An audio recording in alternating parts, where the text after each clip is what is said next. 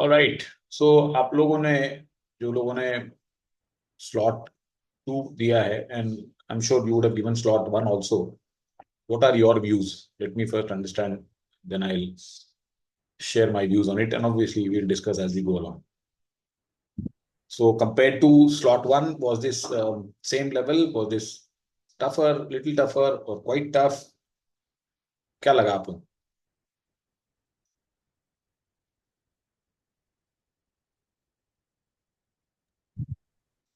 Yes Prince.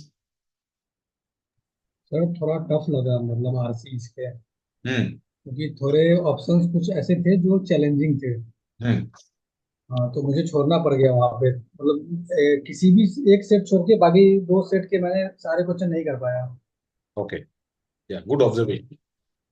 Anyone else? That's a similar. Yes, Gaurika. Yes, so like RCs were easy to read. I was able to comprehend them, but options were a bit little trickier. So I was confused between two options in few questions. So that Correct. is why accuracy went for a toss. Correct. I agree with you. Fully agree with you. So that is exactly my observation, because if you remember the first slot which we had discussed, and I had mentioned that all the 4 RCs were very much doable. All the 4 questions of each RC were very much doable, and hardly I was struggling to choose between 2 options. But in this particular slot, I could find quite a few questions. I'll show you. There were 4 questions which could pose a bit of a challenge, and you could go this way or that way. 4 question specifically, 4 हो सकता है 5 भी, but 4 question तो मुझे जो यहाँ तक याद पड़ रहा है, as we discuss I will point those out to you. So definitely this one was trickier than slot 1, no doubt on that.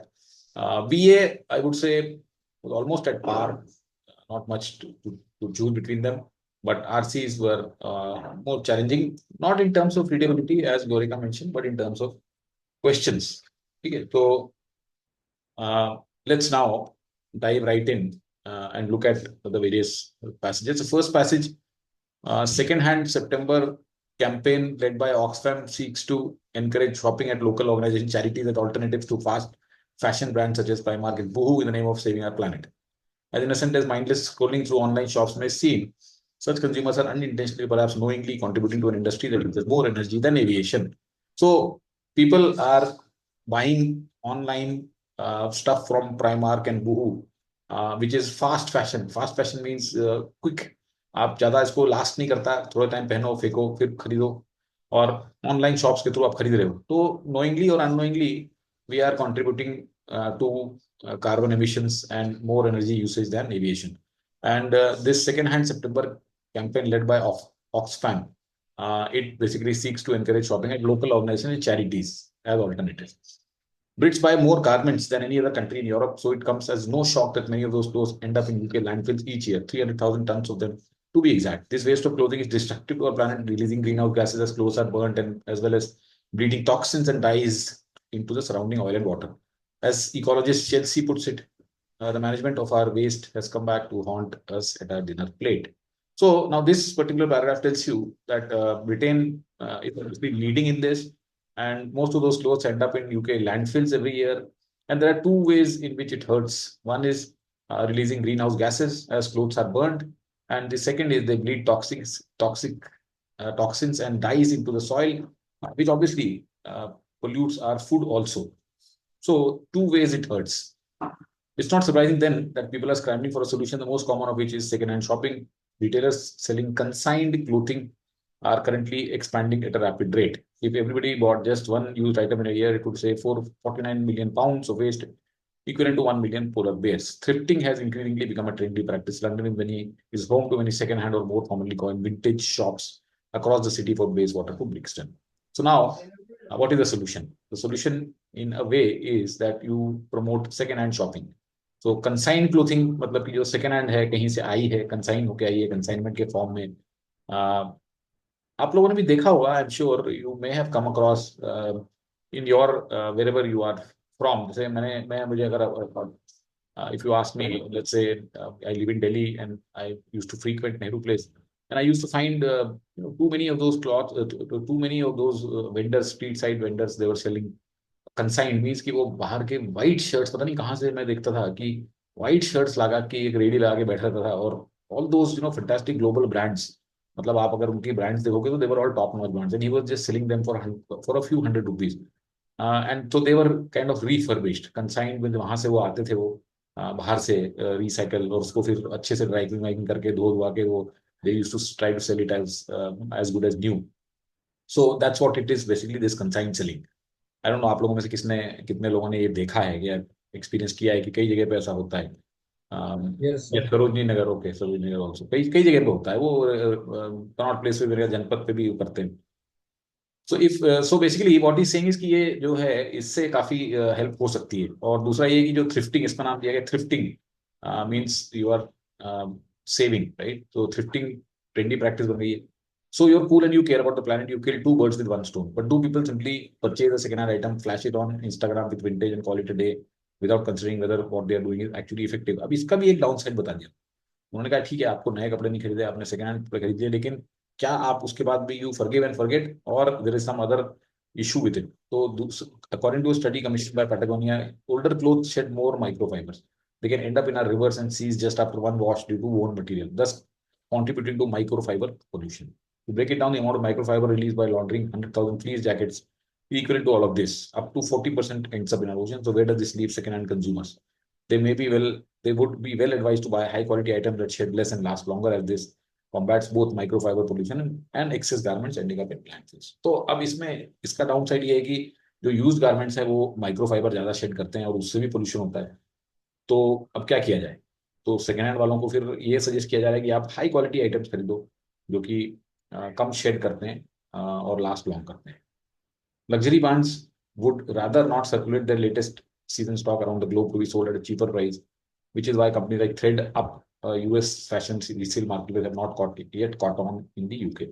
There will always be markets for consignment, but there is always a whole generation of people who have been taught that only buying new products is the norm. Second-hand luxury goods are not in their psyche. Ben Whittaker, director at liquidation firm B Stock, told prospects that unless recycling becomes cost-effective and filters into mass production, the right technology to pass on, high-end retailers would rather put brand before sustainability. All right. So ये कह रहा है कि जो luxury brands है, अब अगर आपको high quality second hand item खरीदने हैं तो आप क्या करोगे? लग्जरी ब्रांड्स तो सर्कुलेट नहीं करती हैं इनको एट अ चीपर प्राइस, और ये एक थ्रेड अप करके यूएस फैशन रीसेल मार्केट पे से यूके में नहीं आ पाया, अभी तक चल पाया. क्यों? क्योंकि ठीक है, कुछ लोग तो कंसाइनमेंट के प्रोडक्ट खरीद लेंगे, लेकिन कई सारे लोगों को सिखाया जाता है कि नई प्रोडक्ट ही खरीदना है आपको. Second hand luxury goods is not in the psyche. और ये कह रहे हैं बेन कि जब तक रिसाइकलिंग को कॉस्ट इफेक्टिव नहीं होगा और फिल्टर नहीं होगा मास प्रोडक्शन में, तब तक और राइट टेक्नोलॉजी नहीं होगी, तो high and retailers would rather put brand before sustainability. तो वो ब्रांड को अपने डाइल्यूट नहीं करेंगे कि उनके ब्रांड चीपर प्राइस पे दुनिया भर में बेचे जाएं. तो you need to make it more cost effective. Okay, so this passage talks about what is the main idea here, what is the argument here? Argument here is that because fast fashion के कारण बहुत सारा pollution होता है और environment खराब होता है, आपका सॉइल और वाटर भी खराब होता है, इसलिए रेकमेंड किया जा रहा है या इनफैक्ट बहुत सारे लोग अब सेकेंड हैंड क्लोथिंग खरीद रहे हैं. उसका भी डाउन साइड है कि उसमें से जो माइक्रो फाइबर की प्रॉब्लम है उससे भी काफी ज्यादा पोल्यूशन होता है और ओशंस में भर जाता है. तो इसका सोल्यूशन ये हो सकता है कि आप सेकेंड हैंड में हाई क्वालिटी आइटम्स लाएं, लेकिन हाई क्वालिटी आइटम्स देने के लिए प्रॉब्लम ये है कि जो लग्जरी ब्रांड्स हैं वो सर्कुलेट नहीं कर रही हैं उसको, और जब तक कि रिसाइकलिंग कॉस्ट इफेक्टिव हो जाएगी नहीं होगी और मास प्रोडक्शन में नहीं आएगी, ये प्रॉब्लम रहेगी. Right. So there are challenges. Second hand खरीदोगे तो उसमें भी चैलेंज है. उसमें चैलेंज ये है कि उसके कारण चीप सेकेंड हैंड में माइक्रोफाइबर वाली problem. So that's the main thing. Right. तो let's now look at the questions. इसमें किसी को कोई डाउट तो नहीं? Anything? And this was picked up from this prospectmagazine.co.uk, so you can use this link and go and check out the entire article if you want. Let's look at the questions now. The central idea of the passage would be undermined if. Now what are the central ideas? See, central idea क्या है? Central idea ये है कि जो fast fashion है उसके कारण pollution हो रहा है और उसको ओवरकम करने के लिए आप सेकेंड हैंड खरीदो, लेकिन सेकेंड हैंड जो है उसमें भी प्रॉब्लम है. सो उसको आपको फिर ओवरकम करने के लिए हाई क्वालिटी सेकेंड हैंड खरीदना है. So that's the kind of main idea that even if you by second hand in order to get over the problem of pollution of fast fashion, still there is a downside which is microfibers, and you can overcome it with the high quality, but then high quality is not available as it is. So ये सब challenges, right? Pink, Primark and Boohoo recycled their clothes for vintage stores. Now, if Primark and Boohoo recycle their clothes for vintage stores, will this really undermine the passage argument? क्या ये argument इसका जो भी हमने अभी argument देखा, क्या वो आर्गुमेंट अंडरमाइन हुआ? प्राइमार्क और बूहू लोगों की प्रॉब्लम यही है कि इनके मटेरियल को खरीदने से, इनके फास्ट फैशन खरीदने से पोल्यूशन बढ़ रहा है ना। अगर वो रिसाइकिल करेंगे, उनकी तो चीप क्वालिटी के क्लोथ्स हैं, तो रिसाइकलिंग चीप क्वालिटी के क्लोथ्स होने से क्या ये प्रॉब्लम खत्म हो जाएगी कि जो विंटेज स्टोर्स है वहां से जो खरीदेगा आदमी उसको अच्छी क्वालिटी मिलेगी? सी प्रॉब्लम क्या है? प्रॉब्लम यही है ना कि अच्छी क्वालिटी उसको विंटेज स्टोर से भी नहीं मिल रही है, क्योंकि अच्छी क्वालिटी की सेकंड हैंड नहीं है। That's the argument. तो क्या प्राइमार्क और इसके आने से वो आर्गुमेंट अंडरमाइन हो जाएगा? नहीं होगा। प्राइमार्क और बूहू जो है वो चीप क्वालिटी के हैं। ओके, हाँ, अगर यहाँ लिखा होता कि लग्जरी ब्रांड जो है वो अपनी रिसाइकल क्लोथ्स कर रहे हैं विंटेज स्टोर्स के लिए, तो जरूर ये आर्गुमेंट अंडरमाइन हो सकता है, राइट? तो ये नहीं करेगा उसको। Customers bought sorry all their clothes online, how does it matter? This is totally irrelevant. Customer online खरीदे ऑफलाइन खरीदे, basically customer is creating a lot of environmental issues whether he's buying online or offline. In fact, this is supporting कि online खरीदना ज़्यादा आसान है, and that's why people keep buying all day long, and therefore it adds to the whole environmental issues. So this is rather supporting it, not weakening it. Second-hand stores sold only high-quality clothes. Okay. Now problem क्या थी वहां पे कि आप second hand stores से तो ले लोगे, लेकिन second hand store की जो क्वालिटी है उससे you are adding to the pollution, ocean pollution कर रहे हो आप, और microfiber pollution कर रहे हो।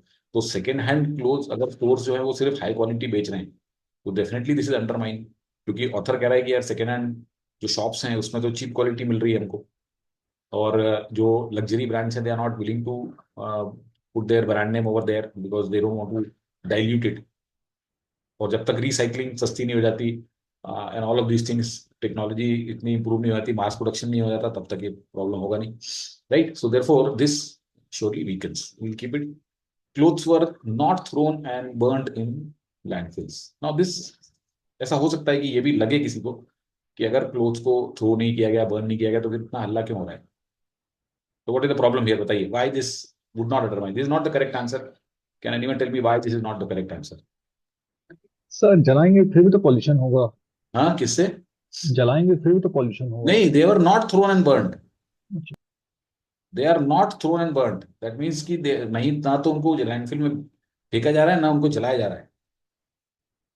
इसको आप ये सर मत मतलब समझो कि, ये हाँ बोलो बोलो, बोलिए बोलिए Shri.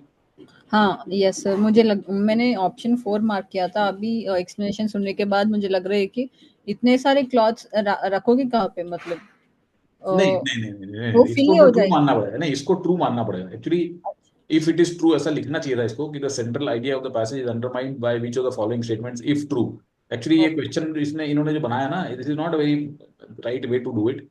You have to consider this as true. Okay, okay you have to consider it as true. तो आप उसको ये नहीं बोलोगे कि ये अच्छा रखोगे फिर कहाँ पे, कहीं तो फेंकना पड़ेगा, वो नहीं, that is not the issue.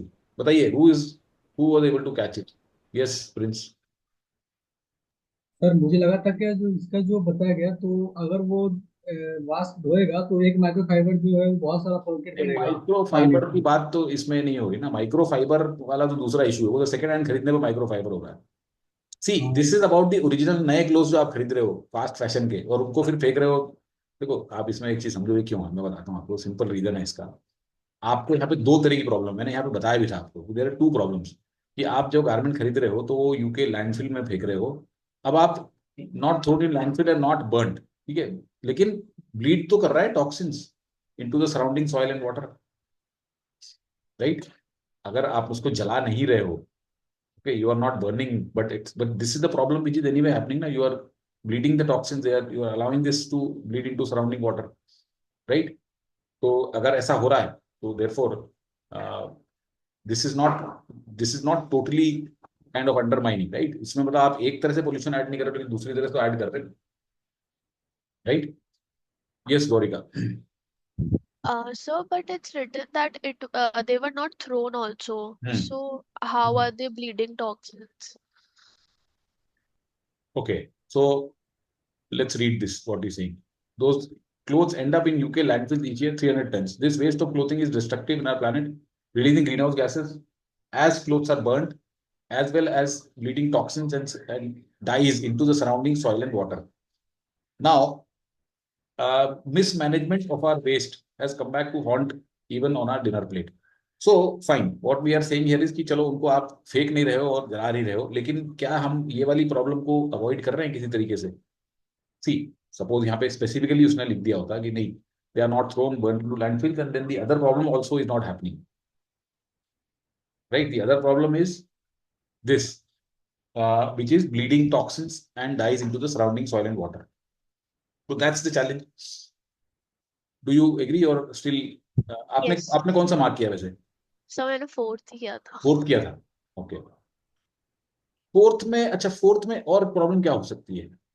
What else could be the problem in 4th? Tell me. Sir तो चलो ये अगर ये let's for a second I sir take गौरिका's point. हाँ बोलिए.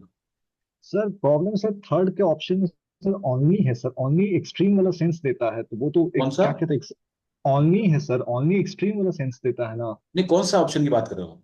थर्ड ऑप्शन में, तो नहीं वो अभी 4th की हम बात कर रहे हैं. नहीं अभी हम अच्छा 4th की कर रहे हैं. ठीक है, अभी हम बात 4 की कर रहे हैं. Clothes were not thrown and burned in landfill. तो क्या इससे अंडरमाइन हो रहा है आइडिया?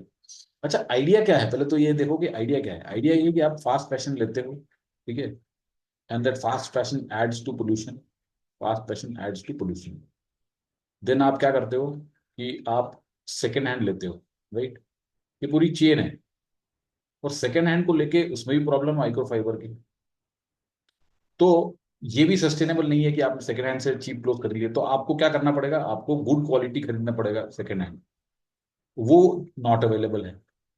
तो this whole is the idea, right? So problem ये है कि आप सेकेंड हैंड जो खरीद रहे हो, इस प्रॉब्लम को ओवरकम करने के लिए, ऐड करने के लिए, पोल्यूशन ऐड हो रहा है. So you are buying second hand clothing, and then that also is leading to a challenge, and therefore, and because there is no option of good quality available, so that's the main argument here. Now this one takes care of this part कि चलो fast fashion जो है वो pollution add नहीं कर रहा, right? But second hand clothes तो फिर भी लोग खरीद ही रहे, राइट? सेकेंड हैंड क्लोथ खरीद रहे हैं और वो भी पोल्यूशन ऐड कर रहा है. तो वहां पे भी गुड क्वालिटी चाहिए हमें. तो that part anyway remains, doesn't it? वो पार्ट इससे अफेक्ट नहीं हुआ. Clothes are not thrown and burned in landfills. They are anyway, they continue to add in the form of microfiber. आप बात समझ रहे हो कि जो सेकेंड हैंड मार्केट है वो तो फिर भी एग्जिस्ट कर रहा है. Second hand market is not just because that this problem is there कि लोग बहुत ज्यादा फास्ट फैशन खरीद रहे हैं, right? That is not the whole thing. ठीक है, सेकेंड हैंड सितंबर कैंपेन जो ऑक्सफैम ने किया है वो एनकरेज करना चाह रहे हैं. बट बहुत सारे क्लोथ्स जो people are scrambling for a solution, most common of which is second hand shopping. तो अब ये सेकेंड हैंड शॉपिंग जो है, ये क्या केवल लोग they are buying because of only this problem? Are people that aware? या फिर कि लोग जो है वो बेसिकली पैसे भी बचाने की कोशिश कर रहे हैं, right? So maybe. So anyway, so the point here is that this one is not fully addressing that issue of adding to pollution, and therefore this does not totally undermine. This one totally undermines because it says फिर तो problem ही खत्म होगी ना. जो argument क्या है उसका कि यार ये प्रॉब्लम चल रही है अभी भी, सेकेंड हैंड खरीद रहे हैं लोग, माइक्रोफाइबर ऐड हो रहा है और गुड क्वालिटी क्लोथिंग है नहीं अभी, और जब आएगी तब होगा. वो कह रहा है भाई अभी आ रही है, right? So this is undermined effectively by. So this was quite a tricky question, I would say, and that's why I spent so much time on it, because इसमें लोग 4th में और 3rd में काफी कंफ्यूज हो सकते हैं, right? The act of thrifting as described in the passage can be considered ironic because it. ये तो easy question है. Thrifting ironic क्यों है? Because thrifting होने से आपने क्या create कर दिया? Environment की problem create कर दी. So was this easy or not? बताइए. Yes. This was straightforward, isn't it? Act of thrifting is ironic because आपने एक तरफ थ्रिफ्टिंग किया लेकिन आपने दूसरी तरफ उसको एनवायरमेंट की प्रॉब्लम में ऐड कर दिया, right? You started this because you wanted to save the environment probably, but you ended up again polluting the environment. So that is why it is ironic. तो इसलिए ये तो this was easy, I would say. Based on the passage, we can infer that the opposite of fast fashion, slow fashion would be, again, this is also not a difficult question at all. Fast fashion मतलब क्या है? जो quickly आप consume करके 2-3-4 धुलाई में उठा के फेंक देते हो.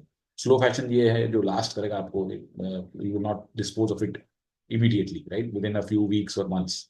सो microfibre, this is taking it to literally, and इसका कोई लिंक नहीं है इससे। माइक्रोफाइबर तो वैसे भी सेकेंड हैंड क्लोथिंग में इंट्रोड्यूस हुआ था, और of high quality and long lasting, right, इसको मार्क कर सकते हैं। Sold by genuine vintage, not at all, छोड़ दो। तो I think this was straight forward.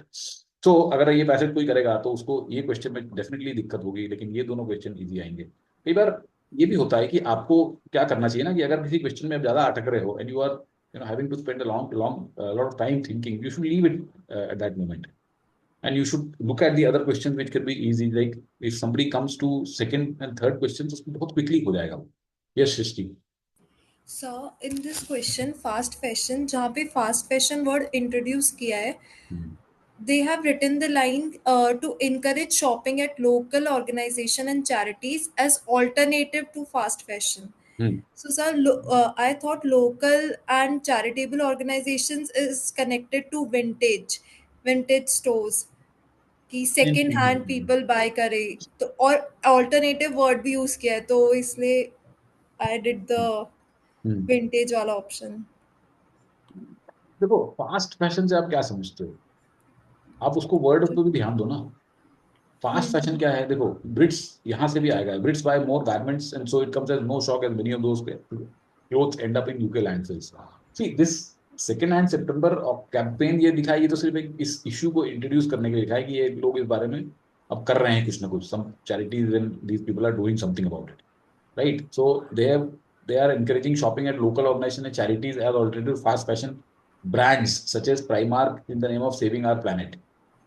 क्योंकि वो कह रहे हैं कि यार ये फास्ट फैशन जो है आप खरीद खरीद के इसको फेंकते रहते हो, तो उसके बजाय आप यहाँ पे वो करो। तो और ये shopping at local and charities जो है ये क्यों करना चाह रहे हैं, क्योंकि वो कह रहे हैं कि यार ये फास्ट फैशन जो है आपका इतना आपको इनोसेंट लगता है कि आपने ऑनलाइन फास्ट फैशन खरीद लिया और उसके हार्मफुल इफेक्ट्स हो रहे हैं। तो फास्ट फैशन का ऑपोजिट क्या होगा, स्लो फैशन मीन्स व्हाट, जो चीज ज्यादा चले। मतलब इसमें एक्चुअली इतना सोचने की जरूरत नहीं है आपको, है ना, आपको इसमें सोचने की जरूरत नहीं है। Okay? आपने I think you thought too much into it, right. Yes sir, so how to identify कि ऐसा नहीं करना है, इट हैपेंस क्योंकि टू मी। मैं I tell you why, because आपको क्या करना चाहिए कि जो कई बार जो बहुत ही मतलब इस तरह का कोई फ्रेज आ गया फास्ट फैशन जिसके बारे में आगे कोई और डिस्कशन नहीं हुआ है, तो just go by what you think of fast fashion. जैसे फास्ट फूड आ जाता है, राइट, फास्ट फूड आपके सामने आ गया, तो आपकी एक जो एक परसेप्शन है ना उसके बारे में, आप उसके ऊपर जाओ ना। और पूरा पैसेज में क्या बोला गया, फास्ट फैशन किस तरीके का होता है जो कि लोग बहुत क्विकली फेंक देते हैं यूज कर करके। तो इसका मतलब क्या है कि that will be of very low quality, right. तो लोग लोग क्यों, देखो आज अगर आप हमारी ऑनलाइन साइट्स देखो, मिंत्रा देख लो, कोई भी देख लो, तो वो 300-300 400-400 रुपए में सिंपल सस्ती सस्ती चीजें दे रहे हैं जो 2 धुलाई में आपकी खराब हो जाती है। But people don't mind buying because they think ठीक है नया तो दिखेगा, वैसे भी अच्छी चीज भी लेंगे तो थोड़े दिन में ज्यादा में खराब हो जाएगी, तो कम से कम हमारा नया चलता रहेगा। तो स्लो फैशन मतलब जो है उसके अगेंस्ट ये वाला हुआ, ठीक है। According to the author, companies like ThreadUp have not caught up in UK, caught on in UK for all the reasons except। तो ThreadUp जैसी कंपनी क्यों नहीं आई है यहाँ पे, ये इसका यहाँ पे लिखा हुआ है इन्होंने कि ThreadUp इसलिए नहीं आई है क्योंकि एक तो लग्जरी ब्रांड जो है वो rather not circulate their season, ठीक है। दूसरा ये कि लोग जो है वो नए कपड़े खरीदते हैं, और तीसरा ये कि रिसाइकलिंग वगैरह कॉस्ट इफेक्टिव नहीं है अभी। तो ये सब रीजंस हैं। Recycling is currently not financially attractive for luxury brands, तो ये बताया हुआ है उन्होंने, बताया हुआ है, बिल्कुल बताया हुआ है। Luxury brand do not like their product to be devalued, ये भी बताया हुआ है।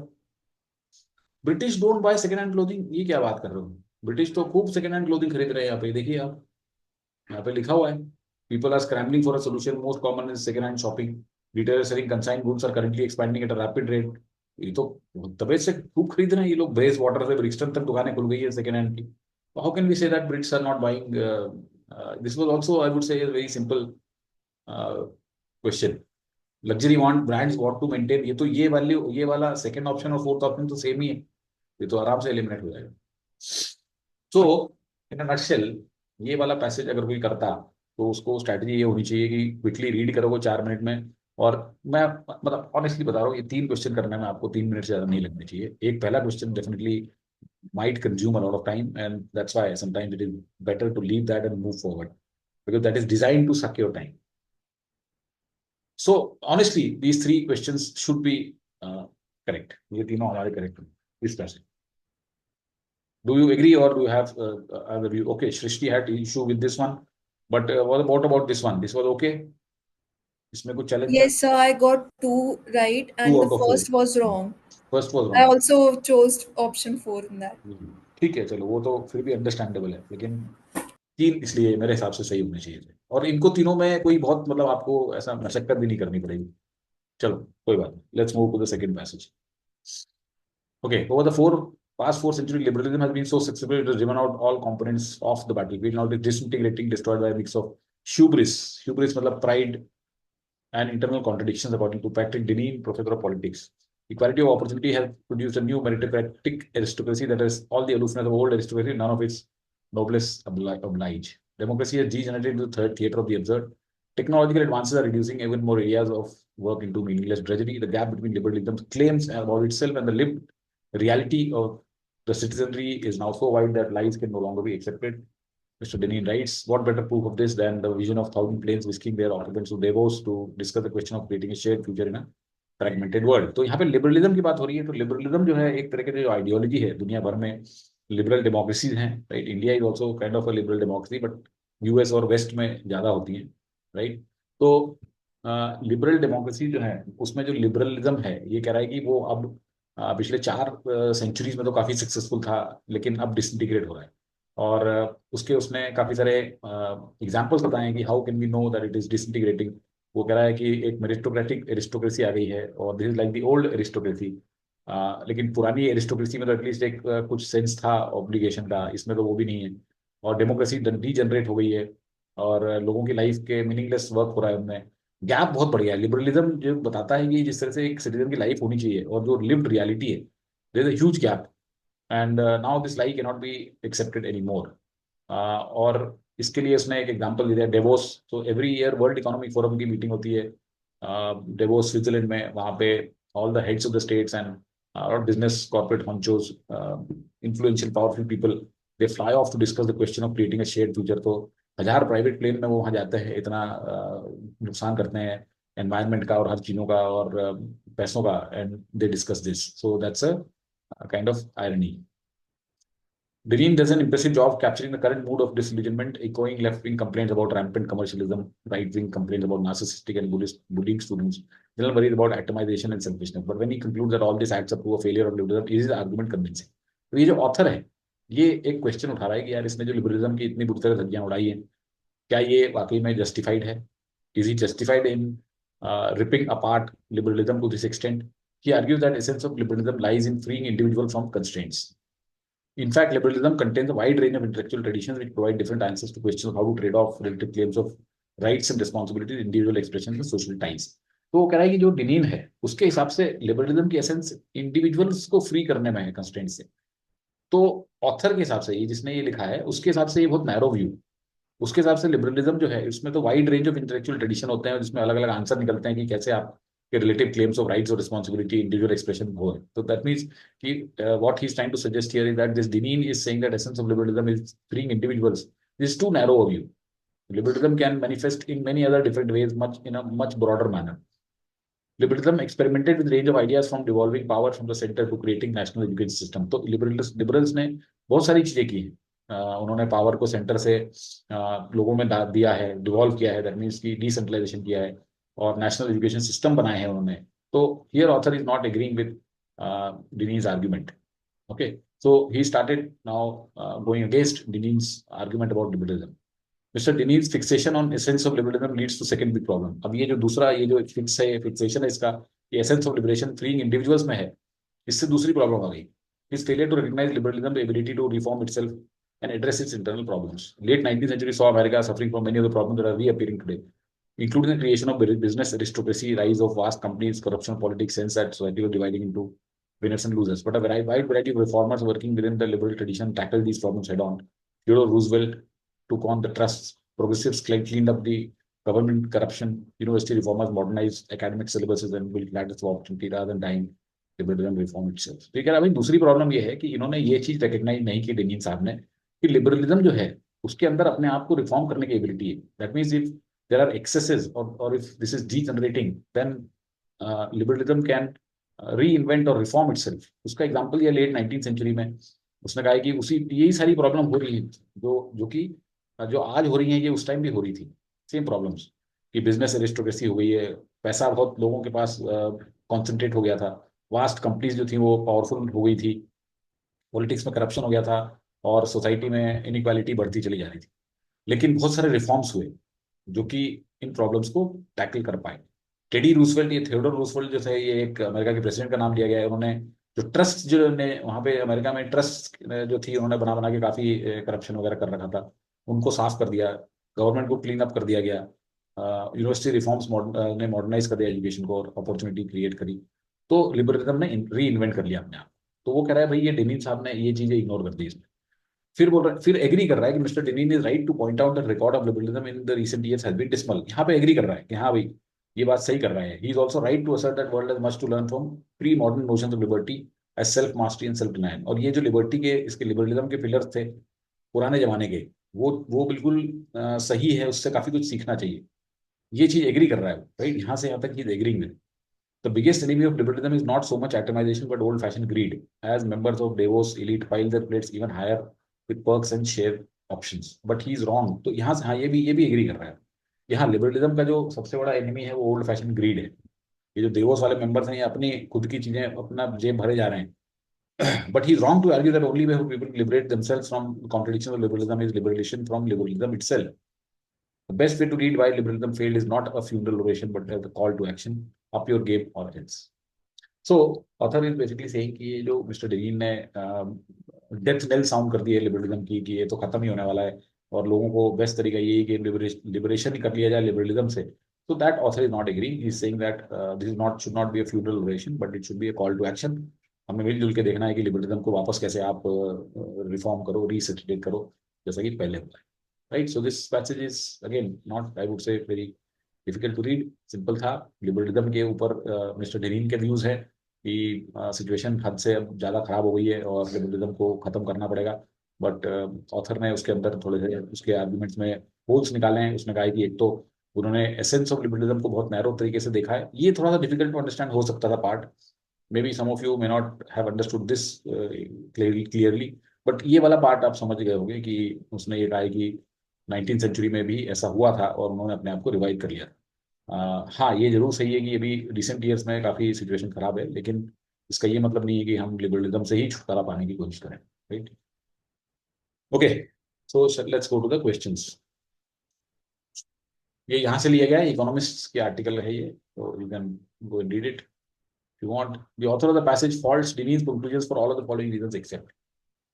तो it's repeated harking back to pre-modern notions of liberty. देखो ये यहीं पे इनका आंसर मिल गया हमको, क्योंकि ऑथर इस चीज से एग्री कर रहा है। वो कह रहा है कि हाँ, पुराने जो pre modern notions of liberty थे वो सही थे, तो he is not finding fault for this reason, right? अगर हम यहाँ पे देखें तो इसका आंसर आपको यहाँ पे मिल जाएगा। He is right to point out the record of liberalism in recent years has been dismal. He is also right to assert that world has much to learn from pre-modern notions of liberty as self-mastery and self-denial. Therefore, this is ये जो पहला वाला है, he does not find he does not fault his Deneen's conclusions for this reason. This is not a reason. He agrees rather. Therefore, this looks to be the answer. Its failure to note historical instances in which the process of declining liberalism has managed to reverse itself. Yes, absolutely. ये तो सबसे बड़ा point है, पूरा paragraph इसके ऊपर devote किया गया है कि उन्होंने 19th सेंचुरी में अपने आप को रिवर्स किया। इस चीज को ये नदीम साहब ने ध्यान नहीं दिया है। So that's definitely a problem. It's very narrow definition of liberalism limited to individual freedom. ये वही वाला पार्ट है कि आपने बहुत नैरो व्यू दिया है, ये जो मैंने यहाँ पे बताया आपको, एसेंस ऑफ लिबरलिज्म। देखो कई बार एक और चीज करनी चाहिए आपको स्मार्टली। अगर ये समझ नहीं आया ना आपको, तो आपको ये ऑप्शन से देखना चाहिए। अच्छा हाँ ओके, तो आपकी बत्ती जल सकती है, मेंटोस जैसे खा के जल जाती है कई बार, कि अगर वो वाला आपको पार्ट समझ नहीं आया तो आप ये पढ़ के, अच्छा हाँ हाँ, इट्स नैरो व्यू दिया हुआ है इसने, limited to individual freedom. Okay, so इस तरीके से भी आप अपनी अंडरस्टैंडिंग कई बार बिल्ड कर सकते हो। मतलब अगर आपको थोड़ा वेग सा समझ में आया है, नॉट बहुत क्लैरिटी नहीं है, तो कई बार ऑप्शन में आपको मिल जाता है ऐसा। नाउ समबडी माइट आस्क, लेकिन कभी यही आंसर होता तो फिर इट्स अनफॉर्चुनेट, बट ये आपको आंसर मिल चुका है यहाँ पे ऑलरेडी, बिकॉज ये बहुत क्लैरिटी से बोला गया है। His extreme pessimism about the future of liberalism to and prediction of ultimate decline. Yes, his author doesn't agree with Lenin's conclusion that future of liberalism बिल्कुल ही खत्म हो गया है और ये मरने की कगार पे है और अल्टीमेट डिक्लाइन में आएगा, ऐसा नहीं, right? So he definitely having problem with this. So correct answer was this here, A. Agreed? So I would not call it a difficult question. At best moderate. इसमें confusion होने के chance नहीं थे. कोई भी दो ऑप्शन ऐसे नहीं थे जो कि आपको कंफ्यूज कर सके कायदे से, अगर हमें पैसेज समझ में आ गया. Agreed? The author of the passage is likely to disagree with all of the following except. तो इसको हम दो नेगेटिव को हटा देते हैं, तो author is likely to agree with what? Right? Agree with what? The essence of liberalism lies in greater individual self-expression and freedoms. Again, this is not what it is, right? Author इस चीज से agree नहीं करेगा, उसके हिसाब से ये गलत है. In greater individual self expression के ऊपर तो हाफ कर रहा है डेनीन. ऑथर इज सेइंग कि इसकी एसेंस नहीं है ये देखो, इसने जो कहा ना कि he argues that essence of liberalism lies in freeing individual from constraints. तो इस चीज से ऑथर को प्रॉब्लम है, तो he will not agree that lies in this, right? So he will not agree with this. Liberalism was a dominant ideal in the past century, but had to reform itself to remain so. बहुत clearly है ये तो यार, मतलब इतना clear answer आपको दे दिया उसने प्लेट में सजा के, that we have to grab at this answer, isn't it? Claims about liberalism disintegration are exaggerated and misunderstand its core features. क्या ऑथर इस चीज से एग्री करेगा कि क्लेम उसके एग्जैजरेटेड है लिबरलिज्म के डिसइंटीग्रेशन से? नहीं करेगा. उसके कोर फीचर्स क्या मिसअंडरस्टैंड किए गए हैं? नहीं करेगा. वो क्यों नहीं करेगा? क्योंकि उसने यहाँ पे लिख दिया है he is right to point out that record of liberalism in recent years has been dismal. That means ये कोई exaggerated claim नहीं है. दूसरा, he is right to that assert that the world has much to learn from pre-modern notions of liberty as self-mastery and self-reliance. That means he will not agree that we are misunderstanding its core features. So author is not going to agree with this. थोड़ा सा ट्विस्टेडली worded है, मतलब थोड़ा सा इसको उन्होंने confuse करने की कोशिश की है. तो आई वुड से कि हाँ, that makes this question a tad more difficult than this one. But ये क्योंकि आपको सामने के सामने एक प्लेट में बहुत क्लियर आंसर मिल गया, जैसे यहाँ पे भी एक हमें बहुत क्लियर आंसर मिल गया था, ये उससे भी क्लियर है. If you ask me, this is even clearer than what this was. If we accept that liberalism is a dying ideal, which we must work to find a viable substitute. No, author is not suggesting that you need a substitute for liberalism. Obviously not. He is not going to agree with this, that we need to find a. He is saying that let's revive this. Okay, so this is wrong. Correct answer is second here. Agreed? Without. एक अच्छा question था, but still इसमें दो option में confuse होने वाली बात हो सकती थी किसी को, अगर सेकंड और थर्ड में, अगर थर्ड ठीक से समझ नहीं आता तो. बट सेकंड क्योंकि बहुत क्लियर है मेरे हिसाब से, it is right, it stairs at your face. कई बार क्या होता है, इतना क्लियर आंसर आपको मिलता था तो भी आप थोड़ा घबरा जाते हो कि यार क्या इतना, ऐसा हुआ क्या किसी के साथ? हाँ सर, मैं अटका था अभी. मतलब थोड़ा सा आपको लगता है कि अरे यार इतना स्ट्रेट फॉरवर्ड कैसे हो सकता है आंसर? यस का नाम. हाँ सर. सर मेरे साथ यही हुआ था. हाँ. I was confuse between second and third option. तो हाँ. बहुत स्ट्रेट फॉरवर्ड लग रहा था, तो आई तो थॉट आपने वो गलत हो सकता है, ये तो मैंने नहीं नहीं, मांगा. देखो ये नहीं करना है, ऐसा नहीं करना है आपको. Okay, if something is being given on a platter, accept it. मतलब इतना गलत तो हम नहीं पढ़ सकते ना कि पूरा का पूरा पैराग्राफ हमने अगर ये पढ़ा है, right. Second problem is failure to recognise liberalism ability to reform itself and address its internal problems. पूरा उसने पैराग्राफ उसके ऊपर डिवोट किया है कि rather than dying liberalism reformed itself in 19th century. और कह रहा है liberalism was a dominant ideal in the past century but it had to reform itself to remain so. Right. Sir hmm. ये first वाला एक बार दोबारा बताओगे, because मुझे ना ये जनरल ट्रूथ लगा था और फिर मैंने इसको मार्क कर दिया. देखो आपको ये मैं समझाने की बात नहीं है, ये सब ये यही पे मैं समझा रहा हूँ ना आपको, ये जो मैं समझा रहा हूँ. मिस्टर डिनीन जो है वो कह रहे हैं कि लिबरलिज्म का essence lies in freeing individuals from constraints. मतलब लिबरलिज्म बेसिकली होता क्या है आप ये समझो. Liberalism means what? Equality, right, and freedom to everybody. That means क्या होता है, देखो पहले अगर आप थोड़ा सा इसके कॉन्सेप्ट में जाओगे ना, तो जैसे डेमोक्रेसीज होती है, तो डेमोक्रेसीज में क्या होता है कि democracies are basically the rule by majority, right. तो अगर सपोज करो कि आपने एक मेजोरिटी गवर्नमेंट को इलेक्ट कर लिया, now it might so happen that majority जो है वो माइनॉरिटी को खा के खत्म कर दे. मतलब it might simply overrun the minority. Therefore the constitution जिन्होंने बनाया, जैसे यूएस का या बनाया, बाद में वेस्टर्न कंट्रीज का बनाया, even for that matter India का भी है, तो यहाँ पे हमें लिबरलिज्म के उसके अंदर वो डाले गए कि everybody should have equal rights. Government अगर अगर सिर्फ कोई कंट्री बोलती कि मैं डेमोक्रेसी हूँ, जैसे डेमोक्रेसी कहने को तो पुतिन भी डेमोक्रेसी चलाता है, कहने को तो वो भी डेमोक्रेसी चलाता है, आपका शी जिनपिंग भी, और भी कंट्रीज डेमोक्रेसी चलाती हैं, बट क्या वो डेमोक्रेसी है? क्या हर सिटीजन को वहां पे इक्वल राइट्स है? क्या हर सिटीजन वहां पे फ्री है सबको जो चाहे वो करने के लिए? तो वो चीजें लिबरलिज्म में आती हैं। तो लिबरल डेमोक्रेसी जो होती है, तो America is a liberal democracy, right? तो liberal India is also liberal democracy. तो लिबरल डेमोक्रेसीज के अंदर तो ऐसा नहीं है कि सिर्फ मेजोरिटी का रूल है तो माइनॉरिटीज और दूसरे लोगों के इंटरेस्ट को या उनकी चीजों को प्रोटेक्ट नहीं किया जाए। No, they will be given equal rights. Okay, so that is what is liberalism. तो इसने ये कह रहा है कि एसेंस ऑफ लिबरलिज्म को उसने बहुत नैरो तरीके से देख लिया कि इंडिविजुअल्स को फ्री करो कंस्ट्रेंट से, जबकि ऐसा नहीं है। लिबरलिज्म जो है उसके उसको आप उसके अंदर बहुत सारे रेंज ऑफ इंटेलेक्चुअल ट्रेडिशंस होते हैं। मतलब उसके हिसाब से, ऑथर के हिसाब से, ये डिनीन ने लिबरलिज्म को बहुत नैरो व्यू ले लिया है और उसमें डिफरेंट तरीके से आंसर निकलते हैं कि कैसे आप लोगों के राइट्स और रिस्पॉन्सिबिलिटीज के वो आप ट्रेड ऑफ करोगे, कि how much what kind of right people will have and what trade-off he will have to give in terms of responsibility, individual expression, social ties. So, matlab, it is much broader than the way Deneen has interpreted it, is what he is trying to say. Okay, तो अगर आप इसमें first option देखोगे, essence of liberalism lies in greater individual self-expression, तो ये तो Deneen का point of view है. This is the essence as per Deneen. So obviously author is disagreeing with it, ना? Author is yes not yes agreeing with it. Now is it clear? हाँ yes sir, मेरे mind में ना बस वो freedom वाला रह गया और मैंने उसको मार चलो दिया। कोई बात नहीं. Okay, all of the following statements are evidence of decline of liberalism today except. Now this is again a tricky question. Okay, और tricky क्यों है इसमें? क्योंकि इसमें हमें एक स्टेज पे लगने लगता है कि चारों की चारों आंसर ही दिए हुए हैं उसमें, एक्सेप्ट तो कोई है ही नहीं। ऐसा है? ऐसा हुआ क्या आप लोगों के साथ भी? Yes sir. देखो, Yes, sir. Of business aristocracy, rise of vast companies. अच्छा, evidence of decline of liberalism today, तो ये यहाँ पे इसका बताया हुआ है। अगर आप पहला ऑप्शन देखोगे तो ये यहाँ पे बताया हुआ है, right? The late 19th century saw America suffering from many of the problems that are reappearing today, including the creation of business aristocracy, rise of vast companies. That means this is given as a problem or evidence of decline of liberalism. So this is not the answer, correct? Okay.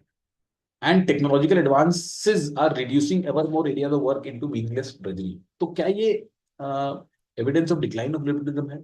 तो हम यहाँ पे देखते हैं, यहाँ पे लिखा हुआ है इसने कि technological advances are reducing ever more areas of work into meaningless drudgery, है ना? तो क्या ये एविडेंस ऑफ डिक्लाइन है? तो रख लो उसको। डेमोक्रेसी है degenerated into theatre of the absurd, ये भी बोल रहा है यार कि डेमोक्रेसी जो है वो अब थिएटर ऑफ एब्सर्ड बन गया है।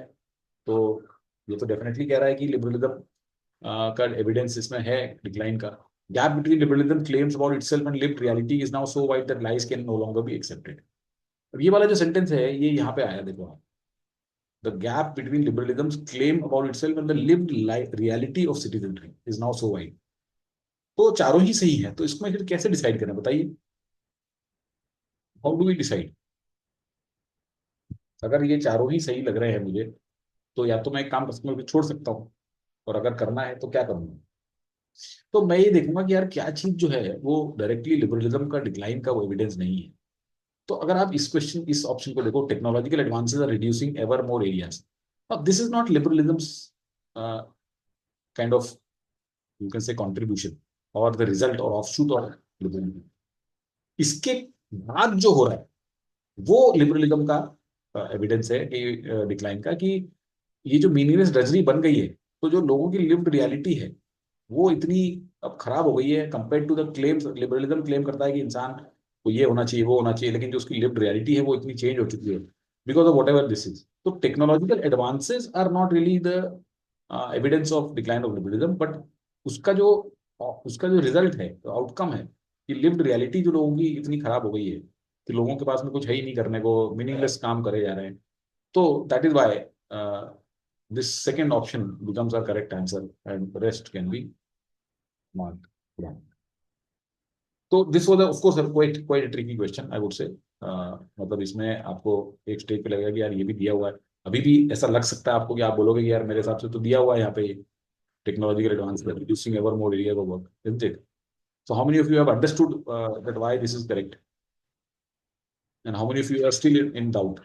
Yes, Gaurika, you understood? Yes, I Right. was also confused. But So I so which left. one did you left it or marked something? So I left this we question. Left this question, okay, ठीक है। No no harm, no harm, जैसे मैंने आपको कहा ना कि आप इसमें भी ये दोनों क्वेश्चन कर सकते हो आराम से आप, है ना, और ये क्वेश्चन आप छोड़ सकते थे। The author of the passage refers to, ये बहुत again this is a straightforward question. Davos के एलीट का नाम इसीलिए दिया हुआ है कि ये बहुत ही हिपोक्रेसी है, बहुत ही आयरनी है एक तरह से। तो hypocrisy of liberal rich who profess to subscribe to liberal values while cornering most of the wealth, कि एक तरफ आप बोलते हो कि हम लिबरल वैल्यूज को सब्सक्राइब करते हैं और दूसरी तरफ आप दुनिया भर की वेल्थ जो है हड़पना चाह रहे हैं, राइट। सो ये डेवोस एलीट को इसने इसलिए मेंशन किया। So I don't think there was any other option even kind of coming near this option, right. तो इसमें से भी अगर मेरा वही कहना है कि आप अगर ये वाला क्वेश्चन हटा देते तो 3 क्वेश्चन इसमें आसानी से हो सकते हैं। Alright, great, let's move to, this was a little trickier passage, though it was short, this passage was short. इसका मेन आइडिया भी इतना मुश्किल नहीं है, लेकिन थोड़ा सा इसको जिस तरीके से लिखा गया है ये ज्यादा कॉम्प्लिकेशंस क्रिएट कर सकता है। तो अभी तक हमें, अगर हम देखें तो अभी तक हमें 2 क्वेश्चन मिल चुके हैं जो कि थोड़े से चैलेंजिंग थे, right. It was one was the first question and one was this 7th question, which were quite close and could lead to confusion. Let's look at the third passage. The positivists, anxious to stake out their claim for history as a science, contributed the weight of their influence to the cult of facts. First, ascertain the facts, set the positivists, and then draw your conclusions from them. This is what may be called the common sense view of history. तो अब यहाँ पे ये जो positivist करके जो प्राणी है ये कह रहा है कि हिस्ट्री जो है ये भी एक तरह से साइंस है, right. He is trying to claim, right, he is putting his claim that history is a science. And how is he justifying, he is saying that जो आप फैक्ट्स को देखो, right, so he is using the influence of facts, he ascertain the facts and draw your conclusion from them. This is what is the common sense view of history. तो common sense view of history कहता है कि आप facts को ascertain करो और उससे conclusion निकालो, और वही आपकी history, and history like a science, right. And when you do this तो आप बेसिकली हिस्ट्री को समझ जाओ। History consist of a corpus of ascertain facts, मतलब हिस्ट्री और कुछ नहीं है, सिर्फ फैक्ट्स आप असर्टन कर लो कि यार ये चीज अब हुई थी, ये चीज अब हुई थी, ये चीज अब हुई थी, बस that is what is history, right. तो आप सिर्फ फैक्ट्स को असर्टन करो। The facts are available to the historians in documents, inscriptions and so on. Facts आपको मिल जाएंगे, किसी डॉक्यूमेंट में होगा या कहीं पे इंस्क्रिप्शन होगा, कोई आपको पत्थर ऐसा मिल जाएगा जहाँ लिखा हुआ है, कोई आपको केव में लिखा हुआ कुछ मिल जाएगा, कोई आपको कहीं आर्कियोलॉजी में कुछ दबा हुआ पाइपेरस मिल जाएगा, कोई डॉक्यूमेंट मिल जाएंगे। तो बस वही फैक्ट्स हैं, ठीक है। Sir George Clark contrasted the hard core of facts in history with the surrounding pulp of disputable interpretation, forgetting perhaps that the pulpy part of the fruit is more rewarding than the hard core. तो ये जो George Clark थे, इन्होंने क्या किया कि जैसे कि फ्रूट होता है तो फ्रूट में एक बीच में सीड होता है, राइट, जो हार्ड होता है, और बाद में ये पल्प होता है, राइट। वो कह रहा है कि इन्होंने जो हार्ड कोर ऑफ फैक्ट्स है ये फैक्ट्स बताए गए, और surrounding pulp of disputable interpretation, और ये कह रहे हैं कि ये जो इंटरप्रिटेशन है ये डिस्प्यूटेबल है, राइट, कि अब इंटरप्रिटेशन सबका अलग अलग हो सकता है, लेकिन ये भूल गए वो कि pulpy part is more rewarding than the hard core. That mean interpretation is much more rewarding than the core of facts. It recalls the favorite dictum of great liberal journalist C.P. Scott: "Facts are sacred, opinion is free." तो इस तरह से author ने बताने की कोशिश की है कि जो पॉजिटिविस्ट हैं वो पॉजिटिविस्ट ये कह रहे हैं कि बस हिस्ट्री जो है वो साइंस जैसी है और वो सिर्फ फैक्ट्स से ही असर्टन करी जा सकती है। लेकिन नेक्स्ट जॉर्ज क्लार्क है, वो बेसिकली ये कह रहे थे कि इसमें एक पल्प जो है वो डिस्प्यूटेबल इंटरप्रिटेशन है और ये फैक्ट्स हैं। तो डिस्प्यूटेबल इंटरप्रिटेशन वो बोला है, लेकिन ऑथर कह रहा है कि ये भूल गए कि जो पल्पी पार्ट है वही रिवॉर्डिंग है, that mean interpretation is more important. अब यहाँ पे आगे चलते हैं, what is historical fact. According to common sense view there are certain basic facts which are same for all historians and which form, so to speak, the backbone of history. For fact, for example, the Battle of Hastings was fought 1066. But this view calls for two observations. In the first place, it is not with facts like these that historians primarily concerned. It is no doubt important to know that the great battle was fought in 1066 and not in 1065 and 67, and that it was fought at Hastings and not at Eastbourne or Brighton. वो कह रहा है कि जो common sense view है उसमें ये कि जो बेसिक फैक्ट हैं वो सेम है सारे हिस्टोरियंस के लिए, राइट, और ये बैकबोन बताते हैं हिस्ट्री का। तो जैसे अब एक बैटल ऑफ हेस्टिंग्स का एग्जांपल दिया है कि वो इट वाज 1066, तो ये कह रहा है कि ऑथर कह रहा है कि देखिए इसमें ऐसा नहीं है कि और जो हिस्टोरियन है वो इन फैक्ट से बहुत ज्यादा कंसर्न है। प्राइमरली उसके लिए ये ठीक है, ये पता होना ठीक है, जरूरी है, लेकिन इससे वो ओवरली कंसर्न नहीं होता। हाँ ठीक है, उसको पता है कि ये 1066 में हुई थी, 6567 में नहीं हुई और हेस्टिंग्स में हुई थी, ना कि किसी और जगह, तो historian must not get this things wrong, तो ये तो गलत नहीं होना चाहिए। But to praise a historian for his accuracy is like praising an architect for using well seasoned timber or properly mixed concrete in his building. तो अब इसमें एक एनालॉजी बता के दे दी कि आप अगर एक हिस्टोरियन अपने फैक्ट सही लेके आ गया है तो आपको उसको प्रेज नहीं करना चाहिए। जैसे कि उसको अगर आप प्रेज कर रहे हो कि यार ये हिस्टोरियन देखो कितना महान हिस्टोरियन है, इसने ये सही बताया कि बैटल ऑफ हेस्टिंग्स 1066 में हुई थी, तो वो कह रहा है कि ये अगर आप बोल रहे हो हिस्टोरियन के लिए तो you are praising an architect for using a good quality timber. That is not what the architect's job is, right? Architect's job is to design the building, right? And if that particular house or whatever it is designed has got a great well seasoned timber and properly, then this is essential. ये तो मतलब this is necessary but not sufficient वाली बात होगी ना। It is a necessary condition of his work but not his essential function, right? तो necessary है लेकिन सफिशिएंट नहीं है। खाली फैक्ट्स को लेने से ही काम नहीं चलेगा। It is precisely for matters like this that historian entitled to rely on what have been called as auxiliary sciences of history, archaeology, epigraphy, numismatics, chronology.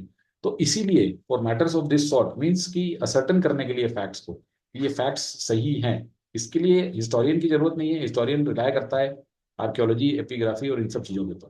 That means historian uses these auxiliary sciences का नाम दिया है author ने उसको of history to ascertain. इसके ऊपर एक question है, ठीक है, वो क्वेश्चन थोड़ा सा कंफ्यूजिंग हो सकता है, उसको तो देखेंगे हम कि फैक्ट्स जो है उसको गलत नहीं होने चाहिए, लेकिन फैक्ट्स को सही रखना ये उसका हिस्टोरियन का काम नहीं है, राइट। वो उसका काम वो उसके लिए रिलाय करता है इन लोगों के ऊपर कि यार आर्कियोलॉजी से रिपोर्ट निकली, किसी ने डिग किया कि यार ये इवेंट है जो 230 बीसी में हुआ था, राइट। तो ये सही है कि नहीं है ऑथर वेरीफाई, हिस्टोरियन वेरीफाई नहीं करे।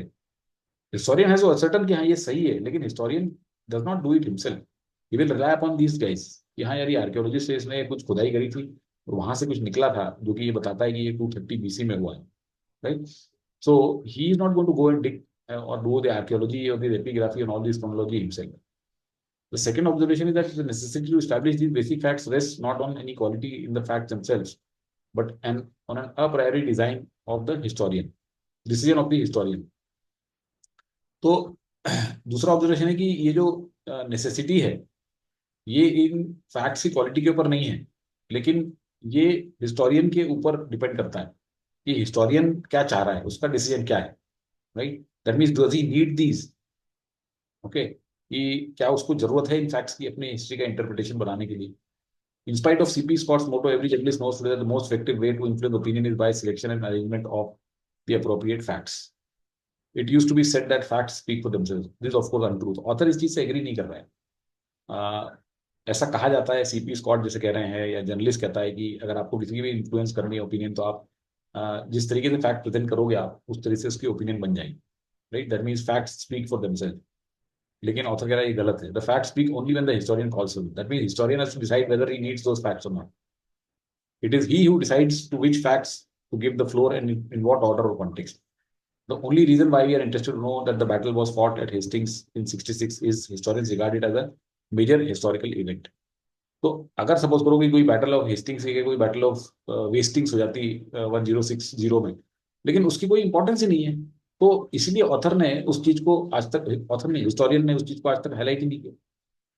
हिस्टोरियंस ने बैटल ऑफ हेस्टिंग्स का ये फैक्ट लिया इसलिए because as per them this is an important event, major historical event, right. तो ऐसा नहीं है कि this fact in itself has got something which makes it very very attractive और काफी you can say prominent, right. Professor Talcott Parsons once called science a selective system of cognitive orientation to reality. It might perhaps have been put more simply, but history is among other things that the historian is necessarily selective. The belief is a hard core of historical facts existing objectively and independently of the interpretation of the historian.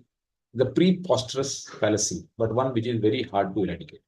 Author कह रहा है कि hard core historical facts objectively और independently exist करते हैं of the interpretation of historian. ये एक बहुत बड़ी फैलेसी है, लेकिन ये बहुत मुश्किल है इरेडिकेट करना इसको, और लोग ऐसा ही मानते हैं। Common sense view of history जो बता रहा है वो यही है कि लोग सोचते हैं कि जो फैक्ट्स हैं वो इंडिपेंडेंट और ऑब्जेक्टिव हैं, और हिस्टोरियन का इंटरप्रिटेशन जो है वो उस पर डिपेंड, उससे उसका लिंक नहीं है, right? So this is a fallacy as per the. So this passage little more trickier to understand, I would say, than the previous two, in the sense that it says कि जो facts हैं, तो ये जो positivists है, भाई ये यार आप बोलते हो तो अपना म्यूट कर लिया करो यार. हाँ. So the passage was talking about positivist view. Positivist view ये है कि जो हिस्ट्री है वो भी साइंस जैसी है, और वो आपको मिल जाएगी सारे फैक्ट्स में जो कि अवेलेबल हैं डॉक्यूमेंट्स में, इंस्क्रिप्शंस में. बट एज पर ऑथर ऐसा नहीं है. ऑथर किसी भी फैक्ट को तब लेता है जब उसको लगता है कि उसका कुछ सिग्निफिकेंस है. दैट मीन्स कि facts on their own do not have any kind of objective value और एनीथिंग. और उन फैक्ट्स को अगर आप अरेंज कर दोगे, तो जैसे मीडिया वाले कहते हैं कि facts speak for themselves, it is the way you present facts, the story will emerge. तो ऑथर कहता है कि ऐसा नहीं है. हिस्टोरियंस जो है वो फैक्ट्स का सेंस बनाता है अगर, तो ही उन फैक्ट्स की वैल्यू है, अदरवाइज वो फैक्ट्स जो है वो जस्ट एक पीस ऑफ डेटा हो सकते हैं. Alright, let's look at the questions. ये मैंने एक्चुअली यहाँ पे चिपका दिया था, ये यहाँ से उठाया गया था ये पैसेज, ये उसकी लिंक है. Okay. All of the following, if true, can weaken the passage's claim that facts do not speak for themselves except. थोड़ा सा घुमा फिरा के बताया गया है कि जैसे पैसेज का क्लेम है ना कि facts do not speak for themselves, तो इसको वीकन करना है. तीन इसको वीकन कर रहे हैं. That mean they say that facts speak for themselves, right? एक नहीं कर रहे हैं, राइट? तो वो आपको सिलेक्ट करना है जो कि वीकन नहीं कर रहा है इसको, और ये बता रहा है कि facts do not speak for themselves. The truth value of fact is independent of the historian who expresses it. This says that facts speak for themselves, right? क्योंकि जो truth value है वो historian से independent है. So they तो definitely weaken कर रहा है, isn't it? So this is not the answer. Facts like truth can be relative. What is fact for person X may not be for person Y. Yes. Now here is saying that ये author से agree कर रहा है कि fact is relative. Fact is not fact की जो value है वो इंडिपेंडेंट नहीं है. जो भी एक पर्सन एक्स है वो उसको अलग तरीके से देख रहा है और वाई उसको अलग तरीके से देख रहा है. तो this the facts do not speak for themselves. This is not being weakened by this statement, this is rather being strengthened by this. तो ये आंसर हो सकता है, इसको रख लेते हैं. A fact by its very nature is objective and universal irrespective of the context. Again, this is saying that fact जो है वो अपने आप में ही ऑब्जेक्टिव है, और वो वन वाला जो ऑप्शन है उसी से राइट कर रहा है. And it is definitely weakening that facts speak for themselves because it is objective and universal. The order in which a series of facts presented does not have any bearing on the production of meaning. तो जो वो बीच में media वाला का भी था कि आप जो है किसी भी तरह से आप फैक्ट को लगा दो सामने तो उससे उसका मीनिंग चेंज हो जाएगा. तो ये कह रहा है कि the order in which the series of facts is presented does not have any bearing on production of meaning. That means कि this facts speak for themselves, right? Facts किसी भी ऑर्डर में आप उसको लगा दो तो उससे कोई मीनिंग नहीं है. दैट मीन्स कि facts are independent. Again, facts are independent and objective and interpretation is not dependent upon this. So therefore this is also wrong. Correct answer is 2. Facts can be relative. What is this does not weaken this, right? Rather this strengthens. Sir हाँ बोलो. Sir option 1, 3 और 4 से तीनों एक ही direction में indicate नहीं कर रहा. हाँ, मतलब इसीलिए तो 1, 3 तीनों और 4 एक ही डायरेक्शन में जा रहा है, इसीलिए तो वो नहीं है आंसर. तो इस अगर एग्जाम में ऐसा आया तो जिसका डायरेक्शन अलग है सर उसी को टिक करके आगे बढ़ सकते हैं. एग्जैक्टली. ये तो मैं आपको कई बार, you actually hit the nail on the head. कई बार अगर क्वेश्चन हमें समझ में नहीं आ रहा है या यहाँ हम कंफ्यूज हो रहे हैं, क्योंकि देखो इसमें भी थोड़ा डबल ट्रिपल नेगेटिव को खेल रहा है वो. Weaken the passage claim that fact do not speak for themselves accept. Some of you might get confused with so many do not speak, accept, weaken. तो इसको आपको ऐसे देखना है कि तीन चीजें जो एक दिशा में जा रही हैं, है ना, और एक चीज जो है वो दूसरी दिशा में जा रही है, तो वो हो गया आंसर. बस बिल्कुल सही आपने पहचाना. ऐसे ही करना है इसको कि 1, 3 और 4 एक ही दिशा में जा रहे हैं. But yes, this was a difficult question. No doubt this was a difficult question and it would consume a little bit of time. If the author of the passage were to write a book on the Battle of Hastings along the lines of his own reasoning, the focus of the historical account would be, this is not a difficult question. Okay, तो अगर author battle of Hasting पे लिखेगा तो वो क्या चीज देखना चाहेगा, वो ये देखना चाहेगा ना उसकी सिग्निफिकेंस क्या है, व्हाट वाज द सिग्निफिकेंस, और कितना वो इंपॉर्टेंट है, नहीं है, क्या एलिमेंट्स है उसमें। तो deriving historical facts from relevant documents, नहीं नहीं नहीं, फोकस उसका हिस्टोरिकल फैक्ट्स के ऊपर थोड़ी होगा। Provide a nuanced interpretation bye relying on auxiliary sciences, ये तो कुछ और ही कई दिशा में चला गया। Exploring the socio political and economic factors that led to the battle, yes this is quite common sense. Author जो है वो ये कह रहा है कि बैटल ऑफ हेस्टिंग्स की इंपॉर्टेंस तब होगी जब जाके आप उसके सोशियो पॉलिटिकल इकोनॉमिक फैक्टर्स देखोगे। तो this is definitely what this guy would focus on, कि क्यों ये इंपॉर्टेंट है। कोई अगर बैटल हुई जिसकी कोई रेलेवेंस ही नहीं है, छोटी मोटी दो गुट आपस में लड़ लिए और दो चार पांच मर भी गए, जिसकी कोई सिग्निफिकेंस नहीं है, तो थोड़ी हिस्ट्री में कैप्चर होगा। But the socio political factor, economic factor that led to the battle, the aftermath of it, all these are important things. So this definitely the author would consider. Producing a detailed timeline of various events. No, the author is not interested in detailed timeline facts. कि अब ये हुआ, अब वो हुआ, वो हुआ, भाई उससे क्या करना, क्या हुआ that is not important, क्यों हुआ that is important, and therefore this is wrong. So this was not a difficult question, I would say. ये करना चाहिए था हमें, अगर हमने ये पैसेज किया है तो। नहीं किया है तो ठीक है, अगर आपने तीन ही पैसेज किए तो I think you should have left this passage. According to the passage, which of the following best describe the significance of archaeology? अब ये हमने डिटेल में डिस्कस किया था कि आर्कियोलॉजी से हिस्टोरियन अपना फैक्ट्स असर्टन करा सकता है। ये यहाँ लिखा हुआ ना कि उस काम के लिए तो उसके पास में ये हैं कि historians must not get these things wrong, these the facts हैं, but to praise a historian for his accuracy is like praising an architect for using well seasoned timber. It is a necessary condition but not essential. It is precisely for matters of this kind that historians are entitled to rely upon auxiliary sciences of history, which is archaeology. That means कि जो facts है इसको ascertain करने के लिए उसको इन लोगों की जरूरत पड़ती है, उसको खुद जाके असर्टन करने की कोई जरूरत नहीं। तो ये वाला आंसर आपको मिल जाएगा 3 में, राइट। See archaeology helps historian to interpret historical fact, तो फिर हिस्टोरियन का काम ही क्या रह गया। अगर वो फैक्ट उसको कोई और लाके दे रहा है आर्कियोलॉजी वाला, और आर्कियोलॉजी वाला उसको इंटरप्रेट करके भी दे रहा है, then what is the need of a historian? Right? We don't need any historian. We can only have archaeologists working as doubling up as historians. Therefore, architect does not. इसमें हो सकता है कि लोग कंफ्यूज हुए थे क्या बी और सी में। So architects help historian to carry out their primary duty. Primary duty उसकी ये थोड़ी कि facts ascertain करना। So this is wrong. Help to ascertain factual accuracy. Yes, this looks okay. Locate the oldest, ये तो मतलब थोड़ा सा ज्यादा बिल्कुल ही आराम से एलिमिनेट कर सकते हो आप उसको। तो इसमें मे बी 2 और 3 में हो सकता है, बट आई डोंट थिंक कि, सॉरी ये राइट रॉन्ग है ना ये। स्टिल अगर आपने वो वहां से ढंग से पढ़ लिया है तो आप इस पे आराम से आ जाओगे, तो this may not have posed that kind of problem. Okay, so this is a little again a little more challenging question. Maybe all of the following describe the common sense view of history, except history is like science, a selective system of cognitive orientations to reality. इसमें problem है देखो बहुत बड़ी। ये तो ठीक है, common sense view जो है वो ये हो सकता है कि हिस्ट्री लाइक साइंस है ना। जैसे हम यहाँ पे देखें कि positivist anxious to stake out the claim for history as the science contributed the weight of the influence, this is what may be called the common sense view of history, right. लेकिन ये इसने दो चीजें mix कर दी हैं, जो कि cat में आप देखोगे कई बार मिक्स कर देते हैं। दो क्लॉजेज वो दो different parts of the passage से लेके आ जाते हैं और वो एक ऑप्शन बना देते हैं, and then some people get taken in by that. Professor Talcott persons once called science a selective system of cognitive orientation to reality. It might perhaps have been put more simply, but history is among other things that. तो history तो उसमें basically जो है वो ये है selective system of cognitive orientation to reality. Historian is necessarily selective.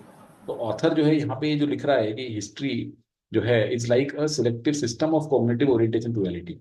This is not the common sense view, right, this is not the common sense view. Common sense view तो ये है कि जो कि बता रहा है कि हिस्ट्री साइंस है। तो अगर आप यहाँ पे देखोगे फर्स्ट ऑप्शन में, तो इसने ये दो चीजें मिक्स कर दी, right. History is like science, agreed, but this is not a selective system. तो ये दोनों चीजें एक नहीं है ये, right. So therefore this part is not correct. Okay, let's look at the other option. Only the positivist methods can lead to credible historical knowledge. Yes, ये तो कॉमन सेंस व्यू है इसका कि पॉजिटिविस्ट नॉलेज जो है anxious to stake out their claim contributed the weight of the influence of first ascertain the facts then draw your conclusion. This is what may be called the common sense view. That means कि आप positivist जो का view है उसी तरीके से आप history जो है वो कर सकते हो। So this is a common sense view, right? History can be objective like the science if it is derived from historical facts. Yes, this is what they are saying कि ये तो ऑब्जेक्टिव हो जाएगी, आप उसको फैक्ट से लेकर। और real history can be found in ancient engravings and archival document, ये भी बोल रहे हैं वो लोग कि यहाँ पे इनको आप history is found in facts are available to the historian in documents, inscriptions and so on. So history consists of a corpus of certain facts. तो ये सारी चीजें हिस्ट्री को कॉमन सेंस व्यू जो उनका है वो बताती है तीनों की तीनों। All this three tell you that and this one is a mix of half उधर से उठाया हाफ इधर से उठाया and then try to present it as an option. But अगर हम थोड़ा ठीक से पढ़ा तो हम पहचान लेंगे इसको, we will mark it. Okay, so no doubt little more challenging passage than the rest of those two. Let's look at now the last passage. This is interesting because I'm sure many of you might be seeing Netflix. मैं तो in fact I could relate to this passage very well because I keep watching a lot of these European web series, whether it is Nordic हो, Scandinavian हो, Finland वाली हो, Iceland वाली हो, या Polish हो, या जर्मन हो, या इवन फ्रेंच हो फॉर दैट मैटर। तो बहुत सारी वेब सीरीज है जो आजकल अच्छी अच्छी हैं, but I like those kind of police procedurals and murders mysteries and those kind of things which is mentioned also over here. I don't know if any of you like to watch those. आप लोगों में से कोई अगर है तो you can raise your hand. So ये content बहुत ज्यादा अब नेटफ्लिक्स पे आ रहा है, यूरोपियन कंटेंट, पहले नहीं था। अगर पहले हम देखें तो मोस्टली जो कंटेंट हमारे पास आता था वो मोस्टली अमेरिकन और मोस्टली हॉलीवुड सेंटर्ड या वहीं से आता था, right. But now a lot of the content is coming in from Europe. तो यूरोप के जो शोज हैं, सीरीज हैं, ट्रांसलेट होके आ रहे हैं। And I mean sitting in India we are watching. तो ये उसी बारे में पैसेज दिया गया है। सो अम्बर्टो एको जो है बहुत अच्छा एक फेमस राइटर है इटालियन का, वो right when he said that language of Europe is translation. Netflix and other deep-pocketed global firms speak it well. Just as EU employs a small army of translators and interpreters to turn intricate laws or impassioned speeches of Romanian MEPs into the EU's 24 official languages, so does the likes of Netflix. It now offers dubbing in 34 languages and subtitling in a few more. तो यहाँ पे देखो क्या हो रहा है कि जैसे EU है, right. So I am sure you are aware that EU का एक यूरोपियन पार्लियामेंट है, राइट। यूरोपियन यूनियन का एक पार्लियामेंट है। तो apart from all the, so European union में जितने भी कंट्रीज है, 27 कंट्रीज हैं, जितनी भी हैं, तो EU की कंट्रीज जो हैं उनके अपने अपने कंट्रीज की गवर्नमेंट्स तो है ही है, right. They have their own heads of state, but there is a EU parliament also जिसमें 720 मेंबर्स हैं। अभी उसका चुनाव भी हुआ था 6-8 महीने पहले। तो वो जो EU की जो पार्लियामेंट है वो उसका सेंटर जो है बेल्जियम बेलग्राड में है। और वहाँ पे जो अलग अलग एमपीज हैं, MEPs हैं, मेंबर ऑफ यूरोपियन पार्लियामेंट, वो आके वहाँ पे अपनी स्पीचेस देते हैं। तो ये कह रहा है कि जैसे EU में ट्रांसलेटर्स और इंटरप्रेटर, क्योंकि देखो EU is a very specific region. EU if you compare it, you can kind of liken it to India. जैसे इंडिया में क्या है, there are so many states, right. हमारे जितने भी स्टेट्स हैं 28, 29, 30 जितने भी स्टेट्स हैं, and they have all typically, I mean most of them have different languages apart from the Hindi belt and all. उसी तरह से EU में जितनी कंट्रीज हैं, राइट, तो EU की जो कोई डोमिनेटिंग लैंग्वेज इंग्लिश थोड़ी है, राइट। इंग्लिश तो ब्रिटेन हो गया आपका, और एक आध और कंट्री हो गया आयरलैंड वायरलैंड जहाँ पे चलती है। अगर आप बाकी की कंट्री देखो तो हर एक की अपनी लैंग्वेज है, German, Spanish, Portuguese, Dutch, finish, Norwegian, और हर एक कंट्री की डेनिश, सबकी अपनी अपनी लैंग्वेज है वहाँ, पोलिश, जितने भी कंट्रीज हैं, रोमानियन, राइट। तो it is like India you can से। तो वहाँ पे एक ट्रांसलेटर्स की आर्मी बैठती है जो कि इनके कन्वर्ट करती है, ट्रांसलेट करती है। तो उसी तरह से EU, ये जो नेटफ्लिक्स है, उन्होंने भी यही करना शुरू कर दिया है कि जो अलग अलग कंट्रीज के जो शोज हैं उनको 34 लैंग्वेजेस में जो EU में चलती है उनमें कन्वर्ट करते हैं और सब टाइटलिंग करते रहते हैं। The economics of European productions are more appealing to American audiences are more willing, just give me 1 second.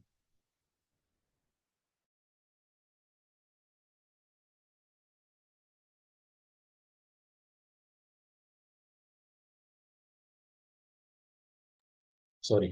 So American audiences are more willing than before to give dubbed or subtitled viewing a chance. This means shows such as Lupin, a French crime caper on Netflix, can become global hits. In 2015, about 75% of Netflix original content was American. Now the figure is half, according to Ampere, a media analysis company. Netflix is about 100 productions underway in Europe, which is more than big public broadcasting France and Germany.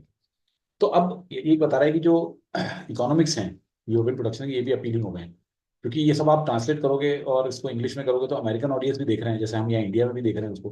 पहले तो नहीं देखते थे, right, जो dubbed जो सब title viewing थी बोला नहीं करते थे, they are more than willing कि इनको भी देखते हैं, चलो यार। इसका मतलब है एक लूपिन करके शो है यार, आप लोगों ने देखा जगह, आई have seen this, is become global hits. और 2015 में 75% of Netflix original content was American, now it is about half only, मतलब ऑलमोस्ट 50% कंटेंट नेटफ्लिक्स के ऊपर दूसरा है। और 100 प्रोडक्शन है यूरोप में, which is more than big public broadcasters. अब देखो इन ये जो यूरोपियन यूनियन में एक और इशू है कि जो फ्रांस है, जैसे जर्मनी है, ब्रिटेन है, अब आपको पता है कि हर एक के एक नेशनल ब्रॉडकास्टर भी है, पब्लिक ब्रॉडकास्टर, जैसे ब्रिटेन में बीबीसी है, तो बीबीसी अपने शोज बनाता है, राइट। उसी तरह से फ्रांस का जो ब्रॉडकास्टर होगा वो अपने शो बनाता है, जर्मनी वाला अपने शो बनाता है। वो लोग जो शोज बनाते हैं तो वो नॉर्मल तरीके से टीवी पे दिखाते हैं, अपने डिश विश के जो भी इसका टाटा स्काई वाई के थ्रू दिखाते हैं। और Netflix obviously comes via the internet, right. तो ये एक तरह से कंपटीशन है कि नेटफ्लिक्स देखेगा एक आदमी, एक सपोज करो कि जैसे हमारे यहाँ पे घर में हम बैठे हुए हैं, हमें अब टीवी देखना है तो हम टाटा स्काई देख सकते हैं, राइट, और जो भी डिश लगा रखी है आपने उसके कंटेंट देख सकते हैं, या फिर हम और या फिर उस पर भी वो चैनल देख सकते हैं, या फिर हम सीधे नेटफ्लिक्स और अमेजन प्राइम और ये सब भी देख सकते हैं, राइट। तो वहाँ पे ये सब बड़े बड़े ब्रॉडकास्टर्स हैं, तो ये कंपटीशन है। लेकिन इसके प्रोडक्शन कहीं ज्यादा है, not everything works across borders, comedy sometimes struggles. लेकिन हाँ, अब सारे सारे जॉनर्स जो हैं वो नहीं चलते सब जगह, कॉमेडी हर जगह नहीं चलती। Whodunits, murder mysteries and blood thirsty maelstrom between arch Romans and uppity tribesmen have a more universal appeal, ये चीजें ज्यादा चलती हैं। Some do it better than others. Barbarians aside, German television is not always built for export, says one executive, being polite. तो Germany वाली ज्यादा नहीं चलती, एक बारबेरियंस उनका शो था वो जरूर चला था। Bigger problem is that national broadcasters still dominate. Streaming services such as Netflix or Disney Plus account for a third of all viewing hours, even in markets that are well established. हाँ, अब यहाँ पे challenge है कि अभी भी जो public broadcasters हैं उनको आप इतना चैलेंज नहीं कर पा रहे हो, दैट मीन्स कर पा रहे हो लेकिन आपका जो व्यूइंग टाइम है वो 33% ही है। तो अगर एक एवरेज देखा जाए वहाँ पे तो 33% hours are spent on Netflix और Disney and rest are spent on जो big broadcasters. Europe is an ageing continent, इसका रीजन बता दिया मैंने। यूरोप इंडिया जैसा नहीं है। इंडिया में क्या है, इंडिया में जैसे यंग पॉपुलेशन, तो यंग पॉपुलेशन तो मोस्टली अब फोन पे देखती है या अपने टैब्स पे या अपने मोबाइल डिवाइसेस पे देखती है, तो वो तो नेटफ्लिक्स और यही देखेगी ना। टीवी पे बैठ के कितने लोग देखते हैं। Generation of teen staring at phones is outnumbered by their elders who prefer to gawp at the box. तो वहाँ पे ऐसा नहीं है, वहाँ पे टीन्स जो हैं वो कम है और एल्डर्स जो है वो ज्यादा है। तो एल्डर्स जो है वो तो घर बैठ के टीवी पे देखना ज्यादा पसंद करते हैं, इसलिए यूरोप में नेटफ्लिक्स और Disney is around one third of the hours in terms of viewing. In Brussels, the national capital, the prospect of Netflix as a cultural hegemon is seen as a threat. अब यहाँ Brussels तो EU का जो मैंने कहा आपको headquarter है, और दूसरे जो नेशनल कैपिटल है, पेरिस हो गया, बर्लिन हो गया, वहाँ पे नेटफ्लिक्स को देखा जा रहा है कि यार ये तो इसकी कल्चरल हेगीमनी एक थ्रेट है, मतलब अगर इसकी supremacy, hegemony means supremacy, this is threat. Cultural sovereignty is a watchword of European executive worrying that American will eat their lunch. यार ये तो अमेरिकन कंपनी है, तो इसको कैसे हम यहाँ पे सुप्रीम होने दें। To be fair, Netflix content sometimes seem stuck in an uncanny valley somewhere in the mid Atlantic with local quirks stripped out. वो कह रहा है कि हाँ ये बात जरूरी है, कई बार नेटफ्लिक्स का जो कंटेंट होता है ये यूरोप से के जो यूरोपियन के लोकल फ्लेवर को हर हटाया जाता है। और मिड अटलांटिक मीन्स तो यूरोप और अमेरिका के बीच में अटलांटिक है, राइट, इधर यूरोप है और इधर अमेरिका है, तो बीच में अटलांटिक है। वो कह रहा है कि ये थोड़ा मिड अटलांटिक स्टक है और काफी सारी लोकल चीजें हटा देता है। Netflix original tend to have fewer specific cultural references than shows produced by domestic rivals according to Enders market analyst. और जो इनके डोमेस्टिक राइवल्स कौन है, जो पब्लिक ब्रॉडकास्टर्स हैं, तो ये जो शो प्रोड्यूस करते हैं इसमें लोकल फ्लेवर ज्यादा देते हैं, लेकिन नेटफ्लिक्स के शोज में इतना होता नहीं है। The company used to have an imperial model of commissioning with executives in Los Angeles cooking up ideas French people might like. ऐसा क्यों होता था, क्योंकि उस टाइम पे जो डिसीजंस होते थे, मतलब अभी भी डिसीजन तो वहीं से हो रहे हैं, लेकिन जो इनका एक इंपीरियल मॉडल है कि वो लॉस एंजलिस मीन जो हेडक्वार्टर है हॉलीवुड का और यहाँ का, वहाँ बैठे हुए हैं इनके, और वो लोग दिमाग लगा रहे हैं कि यार फ्रेंच पीपल को क्या अच्छा लगेगा। जैसे इंडिया के बारे में, कि अगर इंडियन ऑडियंस के बारे में वहाँ लॉस एंजलिस में बैठ के कोई आदमी सोच रहा है कि यार इंडिया को ये कंटेंट डिश आउट किया जाए, ये उसी तरह की बात है। Now Netflix has offices across Europe but ultimately the big decisions rest with American executive. This makes Europe politicians nervous. तो जैसे इंडिया में भी है ना कि यार अरे यार तुम वहाँ अमेरिका का कंटेंट ला रहे हो, इंडिया लोगों को बिगाड़ रहे हो, इंडिया के ऊपर कल्चरल हेजीमनी करोगे तुम यहाँ के लोगों को अपना यहाँ का कल्चर डाइल्यूट कर रहे हो। जिस तरह के चैलेंजेस और यहाँ पे भी एक्यूजिशन लगते हैं नेटफ्लिक्स और इन लोगों के ऊपर, तो वैसे वहाँ पे यूरोप में भी हो रहे हैं। तो यूरोप ने कुछ तरीके से उसको मिटिगेट करने की कोशिश की है, ऑफिस खोल दिए यूरोप में, लेकिन डिसीजन अभी भी अमेरिकन एग्जीक्यूटिव ही लेते हैं। दैट मीन्स इसके ऊपर भी एक क्वेश्चन है क्योंकि हम देख लेंगे, they should not be, right? तो पॉलिटिशियंस को नर्वस नहीं होना चाहिए, कह रहे होता है। And irony of European integration is that it is often American company that facilitate it. European integration जो है वो, इसकी आयरनी ये है कि अमेरिकन कंपनीज ही उसको करती है facilitate. Google translate makes European newspapers comprehensible even if little clunky for the continent's non polyglots. उसका एग्जांपल दिया है कि यार आप अमेरिकन टेक्नोलॉजी को यूज करके और यूरोप को यूनाइट कर रहे हो, इंटीग्रेट कर रहे हो, क्योंकि वहाँ के जो न्यूज़पेपर्स हैं वो एक फ्रेंच न्यूज़पेपर जर्मन तो नहीं पढ़ सकता, जर्मन न्यूज़पेपर फ्रेंच नहीं पढ़ सकता आदमी, तो उनको ट्रांसलेट करता है। For non polyglots means people who can not speak many languages, तो गूगल ट्रांसलेट उनको ट्रांसलेट करके देता है। American social media company make it easier for Europeans to talk politics across borders, और आप जो है वो ट्विटर के थ्रू और अलग अलग सोशल मीडिया के थ्रू अक्रॉस बॉर्डर्स बात कर सकते हैं। That they do not always like to hear what they say about each other is another matter. ये अलग बात है कि उन्हें सुनना अच्छा नहीं लगता। Netflix and friends pump the same content into homes across a continent, making culture a cross-border endeavor too. और अब आप Netflix जो है और जो दूसरे उसके फ्रेंड्स हैं वो एक ही जैसा कंटेंट अगर दे रहे हैं तो they are trying to unite EU, isn't it? If Europeans have to share a currency, bail out each other in times of financial need, and share vaccines in a pandemic, that they need to have something in common, even if it is just binging on the same series. तो आपको अगर एक ही common currency करनी है और अपने एक दूसरे को की हेल्प करनी है टाइम्स में, वैक्सीन शेयर करनी है, तो आपको कॉमन चीज चाहिए। और ये जो सेम कंटेंट जो डिश आउट हो रहा है ये एक चीज हो सकती है। Watching fictitious northern and European, southern Europeans tear each other apart 2000 years ago beats doing this in reality. तो आप रियलिटी में मत लड़ो, you can watch them watch those fights on TV on Netflix. So this was a good passage which is about Netflix and how they are changing the content in Europe and how it is being viewed by their politicians and the people there as if it's a cultural hegemony of America. But author is trying to say that ये एक तरह से Europe को integrate करने का काम कर रहा है, and just as the other American companies are facilitating it ironically. Okay, so passage में कोई ऐसी चीज जो समझ नहीं आई हो हमें? मैंने खैर आपको बहुत ज्यादा डिटेल में समझा दिया, इतना भी डिटेल में नहीं आया तो कोई बात नहीं, आप आंसर क्वेश्चन तो आंसर कर सकते हो, ये भी इकोनॉमिस्ट का आर्टिकल था। So, I mean, you may have noticed that I kept sending you a lot of economist articles over the year, जो लोग शुरू से हैं या जो लोग बाद में भी आए हैं। That's precisely the reason, because I've seen that इनको इकोनॉमिस्ट के आर्टिकल्स से काफी प्रेम है, मतलब उसी के बीच में इधर उधर से लाते हैं ये, लेकिन इकोनॉमिस्ट के आर्टिकल जरूर लाते हैं। और इकोनॉमिस्ट के आर्टिकल जो होते हैं वो काफी they are quite match in terms of course length. Length economist के आर्टिकल की उसको थोड़ा बहुत एडिट करते हैं ये लोग, लेकिन उसकी लेंथ क्वाइट मैच करती है जो कैट के पैसेजेस होते हैं, तो इनको वो अच्छे लगते हैं। I also like to read, they are interesting and they are not very difficult and abstract. जैसे आप देखते हो कि आपको सिम कैट और सीएल में वो जिस तरह के पैसे देते हैं, मतलब टोटली ऑफ द रॉक, मतलब पता नहीं कहाँ के कहाँ, वैसे नहीं होते। Based on information provided in the passage all of the following are true except. अच्छा, अब इसको बताओ, इसमें दो ऑप्शन में कंफ्यूज हुए थे आप लोग, और अगर हुए थे तो किन दो में? Sir, 2 and 4. Very good, excellent. Why 2 and 4 not yes very sir. Sir because in second उन्होंने मेंशन किया है कि जो प्रोग्राम्स है वो प्रोड्यूस भी यूरोप में ही हो रहे हैं। नहीं नहीं नहीं, ओनली हाफ सर ऑफ मुझे एंड फोर्थ तो definitely wrong, completely out of context था। नहीं, मतलब 4 तो करेक्ट आंसर था ही था, आप ये बोल रहे हो ना? हाँ हाँ कि correct, Netflix has been but able to transform second itself into a truly, तो क्या ऐसा हो पाया है क्या? नहीं हो पाया ना, क्योंकि हाँ अभी भी डिसीजंस तो कहाँ पे लिए जा रहे हैं? डिसीजंस तो अमेरिका में लिए जा रहे हैं। अमेरिका में। तो this is very clear answer. जैसे कि पहले भी हमने एक क्वेश्चन किया था जिसमें एक बहुत क्लियर आंसर था, डाउट इसमें है। अब इसमें जो डाउट है, हाँ प्रिंस, आपको मैं if you tell me other I tell what is the doubt here. हाँ सर, वही डाउट था, उससे क्या करने वाला था। क्या? वो सर मैंने इसलिए मार्क कर दिया था क्योंकि वो 50% अदर हाफ जो है सिर्फ यूरोपियन यूनियन की है, ये तो बात नहीं है ना। हाँ, बिल्कुल सही पकड़ा वही तो आपने। हाँ, आपका ये कहना है कि, और मेरा भी वही सोचना था, यस कि सर, इसलिए मैं गलत 2015 किया।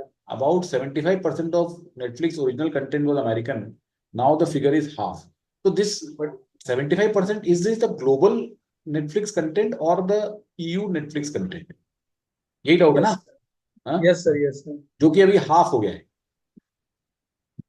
तो ये एक डेफिनेटली इसमें एम्बिग्विटी है, और अगर कोई इसको चैलेंज करेगा तो I don't know what they will answer, but what they will say I tell you is that this can be understood that this is, we are talking about EU because this passage and this particular thing is restricted to EU. हाँ sir, यही आया था, same आया था reply. कहाँ पे? अच्छा। वो एक टीचर किया था, वो किया था चैलेंज। अच्छा, उन्होंने चैलेंज किया था। हाँ। किसको? आईआईएम्स को? यहाँ जो IIM लखनऊ जो कंडक्टिंग बॉडी था, अच्छा, फिर तो उन्होंने उन्होंने RTI में बोला कि हम्म। जो ये जो पैसेज था वो यूरोपियन यूनियन के बारे में था, इसलिए वही होगा आंसर। नहीं, वो देखो, वो अपना वो फेस सेव कर रहे हैं आईआईएम लखनऊ वाले, हाँ लेकिन अगर सर। मैं उनको कोर्ट में ले जाऊं यूएस में तो वो हार जाएंगे। हाँ Because वही। many times they will contradict themselves. Okay, sometimes they will say, might say कि नहीं नहीं यार, हमने स्पेसिफिकली नहीं लिखा वहां पे। बट द पॉइंट इज कि ठीक है, तो मैं भी इसमें यहीं पे I also was in two minds. ठीक है, मुझे ये हिस्ट्री नहीं पता थी कि किसने आरटीआई ऑलरेडी फाइल किया हुआ है and all that. But the point is कि आपने यहाँ पे इन द ईयू लिख दिया और यहाँ पे ईयू नहीं लिखा था। ठीक है, हमें इसमें से समझना चाहिए, लेकिन आपने फिर भी ये वाला ऑप्शन जो था वो बहुत क्लियर कट बता दिया कि यार मतलब देखो, इसको एलिमिनेट करना बहुत मुश्किल है। इसको एलिमिनेट फिर भी आप कर सकते हो, this would have a shadow doubt, but this will, if you do not mark this, then it will be totally wrong ना, क्योंकि ये तो आप साफ साफ बोल रहा है कि दिस कि ultimately the big decisions rest with American executives. So we can't say just because they have offices in Europe, we can't say that they have become a truly European entity. तो ये तो बिल्कुल ही गलत है। मतलब चलो, इसमें थोड़ा सा डाउट है, लेकिन ये तो बिल्कुल ही गलत है, इसलिए यही आंसर, राइट। बट यस, ये चैलेंज था इसमें, इस क्वेश्चन में। ऑथर सीज, ये इजी क्वेश्चन है, rise of Netflix as a unifying force, right, क्योंकि ये एंड में जो लास्ट पैराग्राफ इसी में बताया उसने पूरा कि ये यूनिफाइंग फोर्स है। पूरा एंड में पूरा पैराग्राफ वही चीज को बताया गया है, राइट।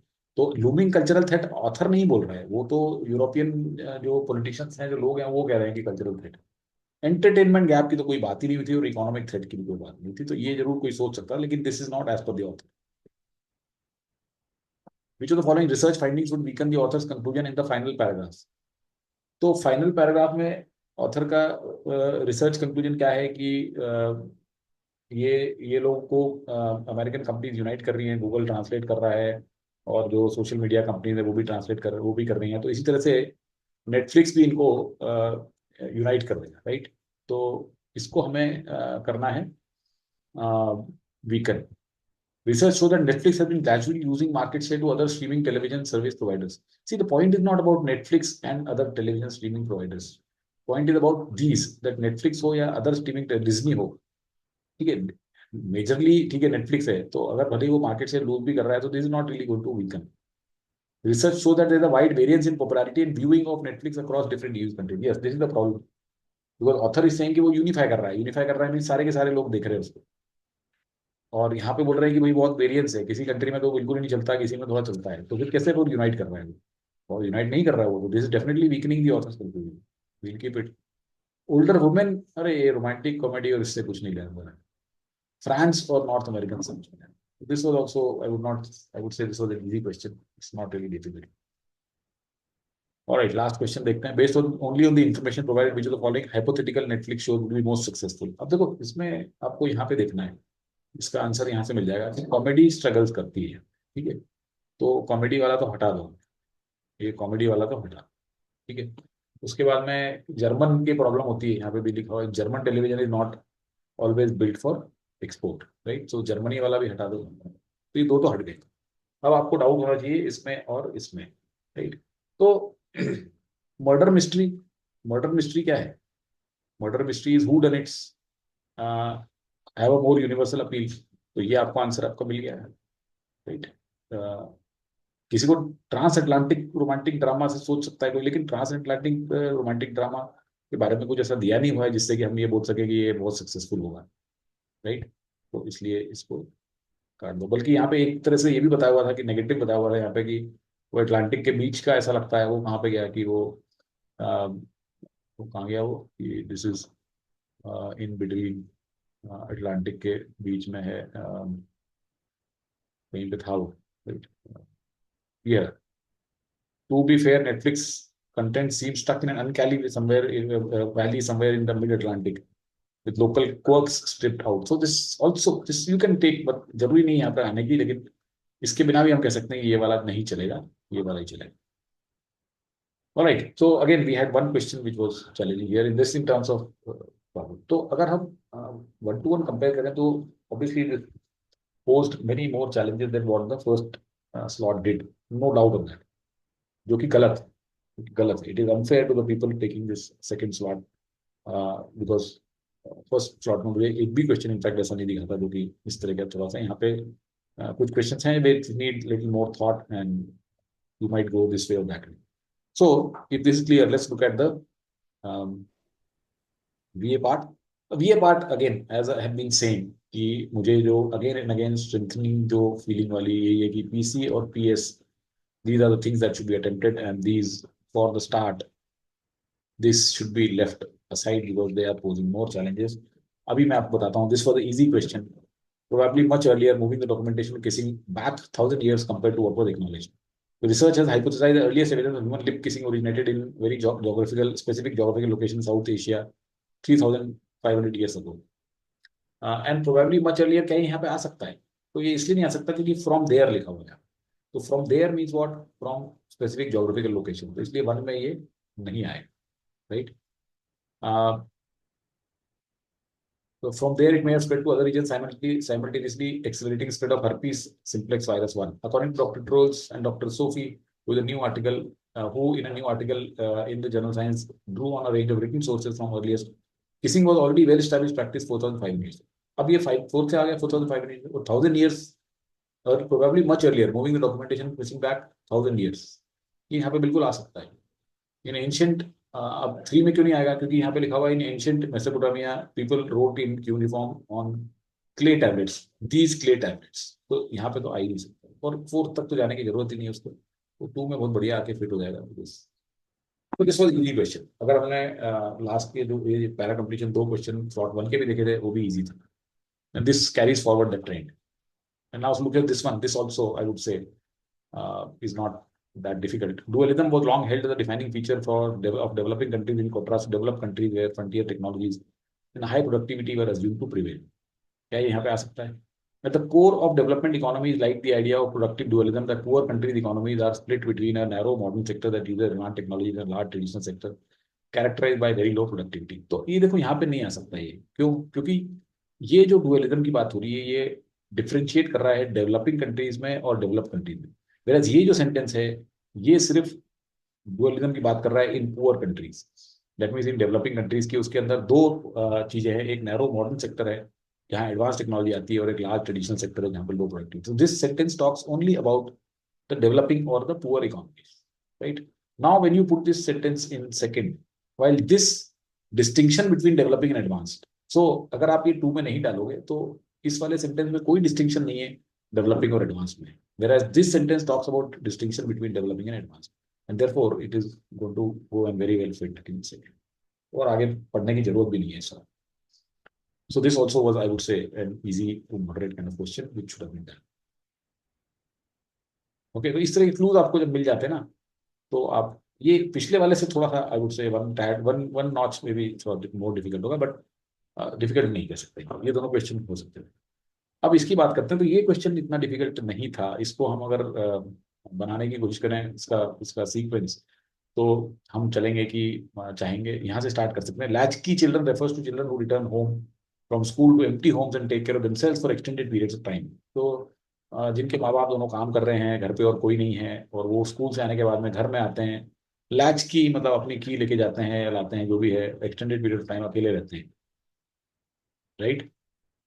फिर कहाँ जाएंगे हम इसके बाद में?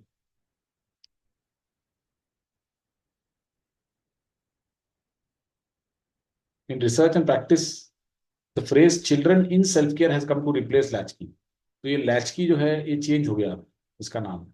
तो रिसर्च और प्रैक्टिस में phrase has come to replace latchkey in an effort to more accurately reflect the nature of their circumstances, right? अब इसके बाद यहाँ जा सकते हैं हम. ऑल्दो पेरेंट्स माइट बिलीव, तो आपने सेल्फ केयर बोल दिया, children in self care would be beneficial to development. Recent research has found just the opposite. Self-care particularly links to loneliness, behavioral problems, and negative academic outcomes. ये जो sentence है, although self-care generally points to negative outcomes, it is important to consider the bulk of the research that yes to track long-term consequences. This will come later on. ये इसके बाद में आएगा. तो latch की चिल्ड्रन है, उनका नाम अब चिल्ड्रन इन सेल्फ केयर कर दिया है. तो सेल्फ केयर से इनको लगता है कि थोड़ा सा अच्छी चीज होगी, लेकिन ये अच्छी चीज नहीं है, ऐसा एक पैसेज है. तो I would say moderate to difficult है, नॉट वेरी डिफिकल्ट, बट करा जा सकता था. ये इसका लिंक दिया हुआ है मैंने यहाँ पे, ये पैसेज दिया हुआ है. Latchkey children refer to children in research has come to replace this. Although parents might believe that this would be self care particularly links to this. ठीक है, यहाँ तक ये पैराग्राफ बन गया। उसके बाद में है आ गया ये कि ऑल्दो सेल्फ केयर, ये आगे आ गया। देखो ये मैंने इसलिए दिया आपको, यहाँ पे देखो the purpose in bringing this and showing you this is, purpose is that many times I have seen that these CAT para odd one outs and para jumbles are not like this, they are not 4-5 consecutive sentences। वो बीच बीच में से उठाते हैं, एक sentence यहाँ से उठा लिया, एक यहाँ से उठा लिया, एक यहाँ से उठा लिया, एक यहाँ, and then they cobble together and those are more difficult to decode and decipher। Difficult होती है इस तरह के, और आई don't know why they do it, it's illogical but they do it. मैं उसमें कुछ कर नहीं सकता, मैं सिर्फ आपको बता सकता हूँ कि that's why I consider them little more tricky, because ये जैसे चार है ना सेंटेंस, ये लॉजिकल है और इसको आप पकड़ सकते हो आराम से, इसका फ्लो। लेकिन अब किसी किसी में वो जैसे पिछला भी जो हमने किया था स्लॉट वन, उसमें डिफिकल्ट थे वो, इसमें ये वाला डिफिकल्ट नहीं है, ये वाला कर सकते हो। अगला वाला जैसे देखते हैं, अगले वाले में अब आप देखो, इसमें थोड़ा सा चैलेंज हो सकता है, इस वाले में काफी चैलेंज हो सकता है। इसमें अब अगर हम देखें, banning of Northern Lights could be considered the precursor for censoring books, और attempts to ban books are attempts to silence authors. Now the banning and challenging has escalated, widely acclaimed fantasy novel Northern Lights were banned in some part, second most challenged book, American Library documented an unparalleled number of books। तो 3 और 5 तो एक mandatory pair है। Now the banning and challenging has escalated to an unprecedented level, American Library Association documented unparalleled number of books, मतलब एक दूसरा ही level आ गया है इनका, और ये खूब बैक बुक इन्होंने बैन करना शुरू कर दिया है 3 और 5। अब हम कह सकते हैं कि ये जो 4 और 1 है ये भी कनेक्टेड है, कि the widely acclaimed fantasy novel was banned in some parts, the banning could be considered precursor for these books। तो इसको आप यहाँ पे शुरू से भी बता सकते हो कि 4 और 1 ऐसा आ सकता है, और सेकंड ऑड वन आउट हो जाएगा, attempt to ban books or attempt to silence authors who have summoned immense courage in telling their stories। और ये जो है वो what does it lead to, और क्या है ये एक अलग आ गया। तो यहाँ पे बेसिकली आप बता सकते हो कि ये जो पैराग्राफ है ये ऐसे चल रहा है कि आपने एक बुक का एग्जांपल लिया कि उसको बैन कर दिया गया है, और सेकंड मोस्ट चैलेंज बुक है ये, और उससे क्या होने वाला है, और what has been the level of banning of books, what kind of escalation that has now gone to. तो ये वाला इतना मतलब आसान नहीं था, I would say this was difficult, because even I was thinking between 1 and 2 कि 1 होना चाहिए, बट 1 अगर आप करोगे तो फिर ये भी इसमें लिंक्ड है, राइट। तो अगर आप सपोज करो कि 3, 5 और 2 को रखते हो, तो इन दोनों में से फिर एक को रखना पड़ेगा, and that was becoming a little challenging. तो इसमें 2 और 1 को देखते हुए फिर 2 को बाहर कर सकते हो आप। ये मैंने लिंक छोड़ी है, pvc.com पे ये आर्टिकल था, इसमें तो एक्चुअली ये पहला सेंटेंस तो यहाँ पे दिख ही नहीं रहा है। In fact banning of northern light could be consider precursor, now the banning and challenging is escalated, the air documented unparalleled. तो ये 3 सेंटेंस तो आगे लाइन, राइट। उसके बाद पहला वाला कहीं ऊपर है, और फिर ये जो अटेम्प्ट टू, ये है ultimately attempt to ban books और attempt to silent authors who have summon enter, तो ये एक बीच में छोड़ के यहाँ पे लाया। तो इस तरह से थोड़ा सा ज्यादा चैलेंजिंग था ये, right. Okay, these are again I would say कोई challenging parajumble, they are not straightforward. इसमें दिस थीम, ये लिंक है, एक ये लिंक है द कॉन्फ्लिक्ट, एक ये लिंक, तो 3 सेंटेंस में तो लिंक मिल गए। तो चलो ये 4 से स्टार्ट हो जाए, right. Western Christian concepts tend to deny or feign ignorance about the existence of a genuine and enduring indigenous African tradition। अब आपको देखना है कि ये देर किसके लिए है ना, चैलेंज इज नाउ ये देर कौन है। Let's look for different sentences which could be a precursor to this there. तो क्या 4th में ऐसा कुछ है? हाँ है, कॉन्सेप्ट्स, राइट। ये जो कॉन्सेप्ट्स हैं, दिस कुड देयर व्यूज, तो ये आ सकता है। अब ये चुप में जो के जो भी है, ये explore the conflict and cast the western tradition as unaccommodating towards local African, इसमें कुछ भी नहीं है। 2 cannot come before 3। Contemporary writing that Bottle Leopard voices this theme using 2 children and 2 background to juxtapose 2 varying cultures।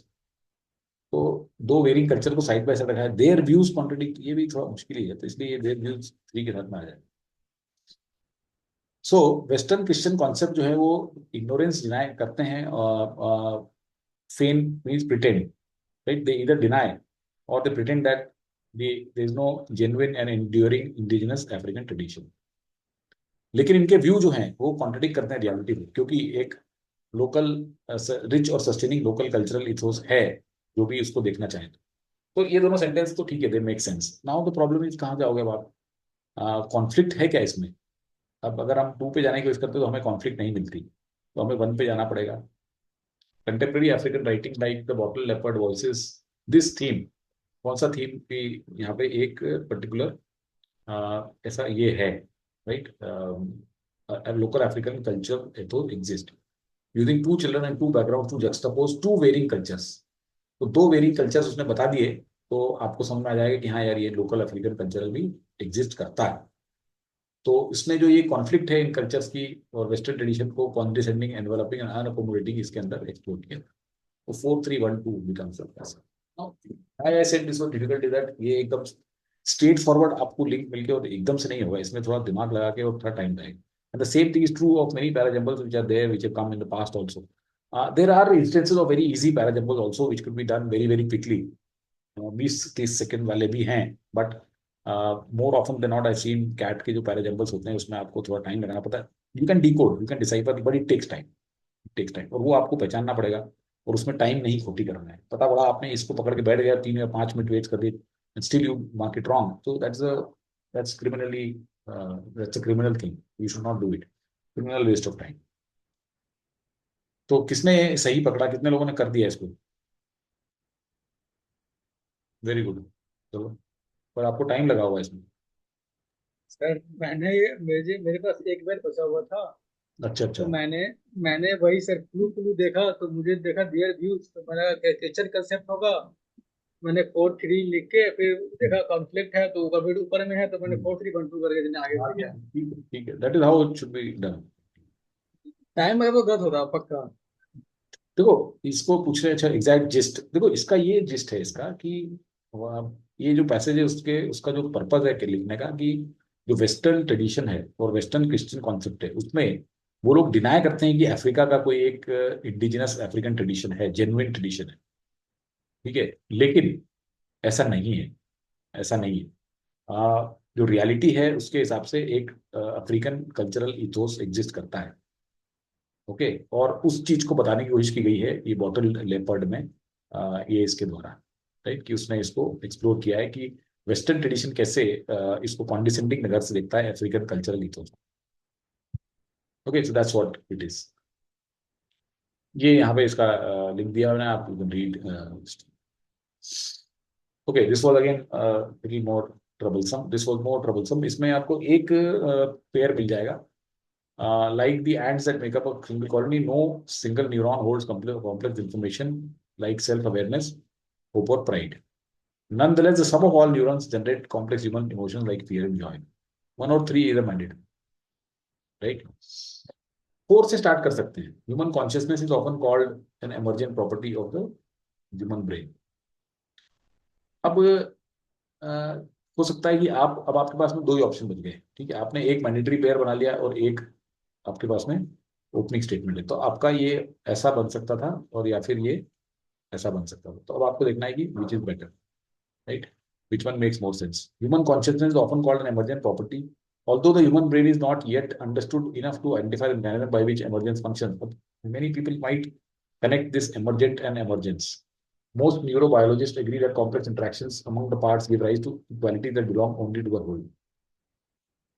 तो क्या ये यहाँ पे आ सकता था? आ सकता था। Like the ants that make up a colony, no single neuron holds complex information. Nonetheless, some of all neurons generate this. तो ये हो सकता है बेस, और उसको एंड में रख के देखते हैं। Human consciousness is often called an emergent property.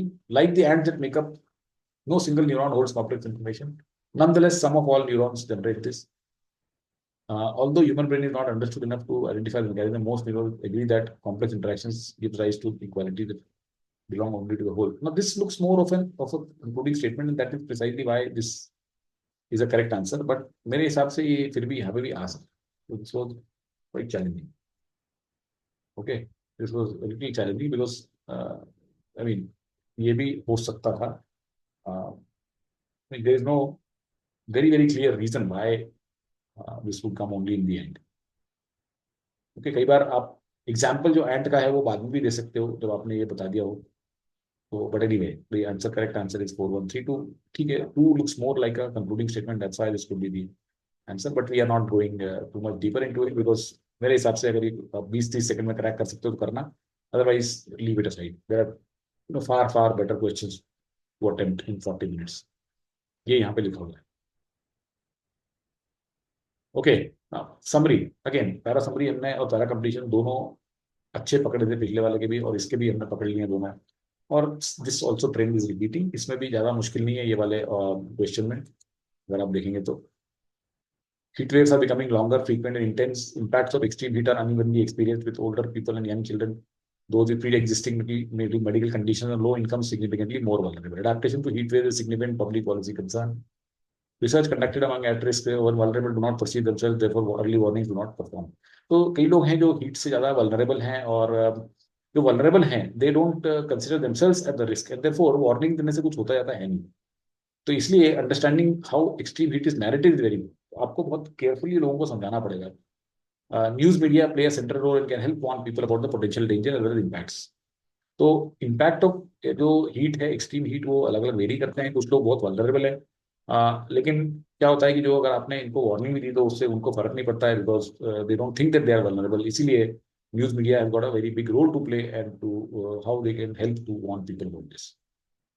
Protection from heat waves is important, but current reports and public policies seem ineffective. This is not the issue here. Policy की कोई बात नहीं हुई है, ये बात हो रही है वार्निंग. राइट, लोग परसीव ही नहीं करते रिस्क को, तो इसलिए वार्निंग ढंग से नहीं जा रही है. Right, they should be told much more in a much more cohesive manner कि आपको क्या प्रॉब्लम हो सकती है. Heat wave pose an enormous risk and media plays a pivotal role in alerting people to this danger. इसमें heat wave pose an enormous risk to whom? Not to everybody, right? Not to everybody, but to people who are vulnerable, and those vulnerable people should be able to understand, right? So they pose an enormous risk. Media plays a pivotal role in alerting people to this danger. Okay. इसमें अगर देखा जाए तो एक चीज नहीं दिखाई जा रही कि किसको रिस्क है, वल्नरेबल को, बट ये बता दिया कि media plays a pivotal role in alerting people to this danger. तो this to that extent covers that. ठीक है, कि media plays a pivotal role, ये तो बताया हुआ इसमें. तो ठीक है, इसको रख लेते हैं. ये तो जैसे हमने बाहर कर दिया, इसको रख लेते. People are vulnerable to heat waves caused due to climate change. Measures taken are ineffective. Okay, तो अब इसमें ये वाला पार्ट तो ठीक है कि पीपल आर वल्नरेबल. कौन से पीपल? कुछ वल्नरेबल लोग हैं, लेकिन मेजर्स टेकन, यहाँ मेजर्स की तो बात ही नहीं हुई है. यहाँ पे तो उनको अलर्ट करने की बात हुई, तो इसको तो वैसे ही बाहर कर सकते हो आप. News stories help in warning about heat waves but they have to become more effective. No, again यहाँ पे वल्नरेबिलिटी की कोई बात नहीं है, रिस्क की कोई बात नहीं हुई है इसमें, तो इसलिए इसको आसानी से हटा देंगे. तो ये देखिए बी ही बचा हमारे पास. राइट, बी शुरू में लग रहा था कि यार इसके अंदर वल्नरेबिलिटी वाली बात नहीं है कि एनॉर्मल रिस्क टू हुम, लेकिन बाकियों को देखते हुए इसके अंदर still there is no obvious distortion. Media preference should be there. Yes, media का बहुत इंपॉर्टेंट रोल है इसके अंदर. राइट, मीडिया के बारे में अगर नहीं है तो वो पर्टिकुलर ऑप्शन ही गलत हो जाएगा. ऑलराइट, इसमें आपको कंफ्यूजन हो सकता है दो ऑप्शन में. अभी मैं पूछूंगा आपसे. People spontaneously create counterfactual alternatives to reality when they think if only, what if, imagine how the past could have been different. Mind computes counterfactuals for many reasons. Counterfactuals मतलब कि अरे ये होता तो वो हो जाता, पिछली बार ऐसा होता तो ऐसा हो जाता, अगर मैंने ये किया होता तो वो हो जाता. तो लोग ऐसे क्यों निकालते हैं रीजंस, क्यों ऐसे काउंटरफैक्चुअल्स प्रोड्यूस करते हैं? तो उसने कहा है कि it explains the past and prepare for the future and they implicate various relations including causal ones, they effect intention and decision. तो ये रीजंस है उसके कि क्यों लोग काउंटरफैक्चुअल्स कंसीव करते हैं. They modulate emotions such as regret and relief, and they support moral judgment such as blame. The ability to create counterfactuals developed throughout childhood contributes to reasoning about other people's beliefs, including their false beliefs. ठीक है भाई, people create counterfactuals, alternatives to reality for various reasons. Okay, including reasoning about other people's beliefs. ये तो गलत है. मतलब ये इसको हम रख सकते हैं शॉर्टलिस्ट करके, लेकिन ये पार्ट समझ नहीं आ रहा. Reason is not this. Okay, this contributes to reasoning. It contributes to reasoning about other people's belief. It doesn't say that for this reason कि दूसरों के बिलीफ के रीजन के लिए हम काउंटरफैक्चुअल प्रोड्यूस करते हैं. तो this is a weak distortion here. Counterfactual thinking helps to reverse past and future action. Reverse past action, reverse कैसे कर लोगे आप पास्ट एक्शन से? Counterfactual alternatives to reality are created for variety of reasons. देखो ये वाला option और ये वाले ऑप्शन का फर्स्ट पार्ट बिल्कुल same and is a part of ones development process, ये लिखा हुआ है कि डेवलप थ्रू चैलेंज। लेकिन ऑब्वियसली इसमें अब आपको सब चीजें नहीं मिल रही हैं, तो हम इसको सोच सकते हैं कि अधूरा है, पर इसको रख लेते। Counterfactuals helps people to prepare for the future by understanding intention and making decisions. I don't know counterfactual होते क्या है पहली बात तो, और काउंटरफैक्चुअल क्यों प्रोड्यूस किए जाते हैं वो सब तो है ही नहीं इसमें, तो आराम से हटा दो। करेक्ट आंसर थर्ड है इसमें, क्योंकि थर्ड में दिस इज करेक्ट, दो it does not capture any of the reasons and anything else contributing to reasoning now, but still this is better than this because this is an obvious distraction, right? So अगर हम देखें इसमें एक strategy क्या होनी चाहिए, तो आप वर्बल से चालू करो, पैरा कंप्लीशन करो, पैरा समरी करो, चले जाओ पैसेज पे, 3 पैसेज करो, मे बी वो वाला छोड़ दो हिस्टोरिकल फैक्ट्स वाला if you want to leave, और if you want to do 2 passages then you may, I don't know then which one would you leave. 3 passage करो एंड देन टाइम है तो आके हाथ मार लो इसमें, otherwise leave it. PS should cover all points. देखो again everything is relative, okay, all points मतलब अगर सपोज करो कि कोई ऑब्वियस डिस्टॉर्शन है जैसे यहाँ पे इसमें, तो फिर इसमें सारे पॉइंट नहीं है, फिर भी इसको ही चूज करेंगे क्योंकि इसमें डिस्टॉर्शन नहीं है। तो the first criterion is that it should be totally distortion free. Distortion तो बिल्कुल ही नहीं होना चाहिए। Okay, so again I will reiterate that parajumble और ऑड वन आउट को थोड़ा बाद में करने की कोशिश करो, इसमें टाइम मत वेस्ट करना शुरू में, एटलीस्ट 2 या 3 RC unless you done and you know you kind of have them under your belt, 3 RCs, 2 RCs. Para completion is no, there is a higher probability of getting it correct. Summaries are easier than the ones that you get in all kind of nonsense and absurd mocks. So that should be the strategy. Sir PDF send कर दीजिएगा ना? हाँ हाँ, sure, I'll send. Which 2 RCs should be picked first in this first? Which 2 RCs? First and fourth. Okay, अगर हम किसी को 2 RC करनी है तो उसको अगर हम देखा जाए समझने के हिसाब से, तो पहली आरसी जो थी ऑक्सफैम वाली, क्योंकि ये सब लोग इससे रिलेट करते हैं, कपड़े अपने खरीदने से सब रिलेट करते हैं, और लिबरलिज्म से हो सकता है कि कोई रिलेट ना करता हो, लेकिन नेटफ्लिक्स से सब रिलेट करते हैं, राइट? तो अगर किसी को 2 आरसी करनी है तो ये 2 कर सकता था, अगर किसी को 3 करनी है तो वो सेकेंड वाली लिबरलिज्म पकड़ सकता था, और हिस्ट्री वाली जो थी वो थोड़ी मतलब छोटी थी, लेकिन वो हो सकता है कि एंड में करते आप, आई डोंट नो, मतलब वो भी डिपेंड करता है, अगर आप कंफर्टेबल हो तो you can do it earlier also. हाँ, लेकिन ये जरूरी है कि क्वेश्चन में भी नहीं अटकना है, जैसे कुछ क्वेश्चन जो थे वो कुछ क्वेश्चन में अटक के आप टाइम वेस्ट कर सकते हो। देखो गुड अटेम्प्ट मतलब क्या है, इसमें एडिशनल मार्क्स कितने मिले थे? जो लोग सेकंड स्लॉट दे चुके थे उनको कितने मार्क्स मिले थे एडिशनल, इसमें बताइए।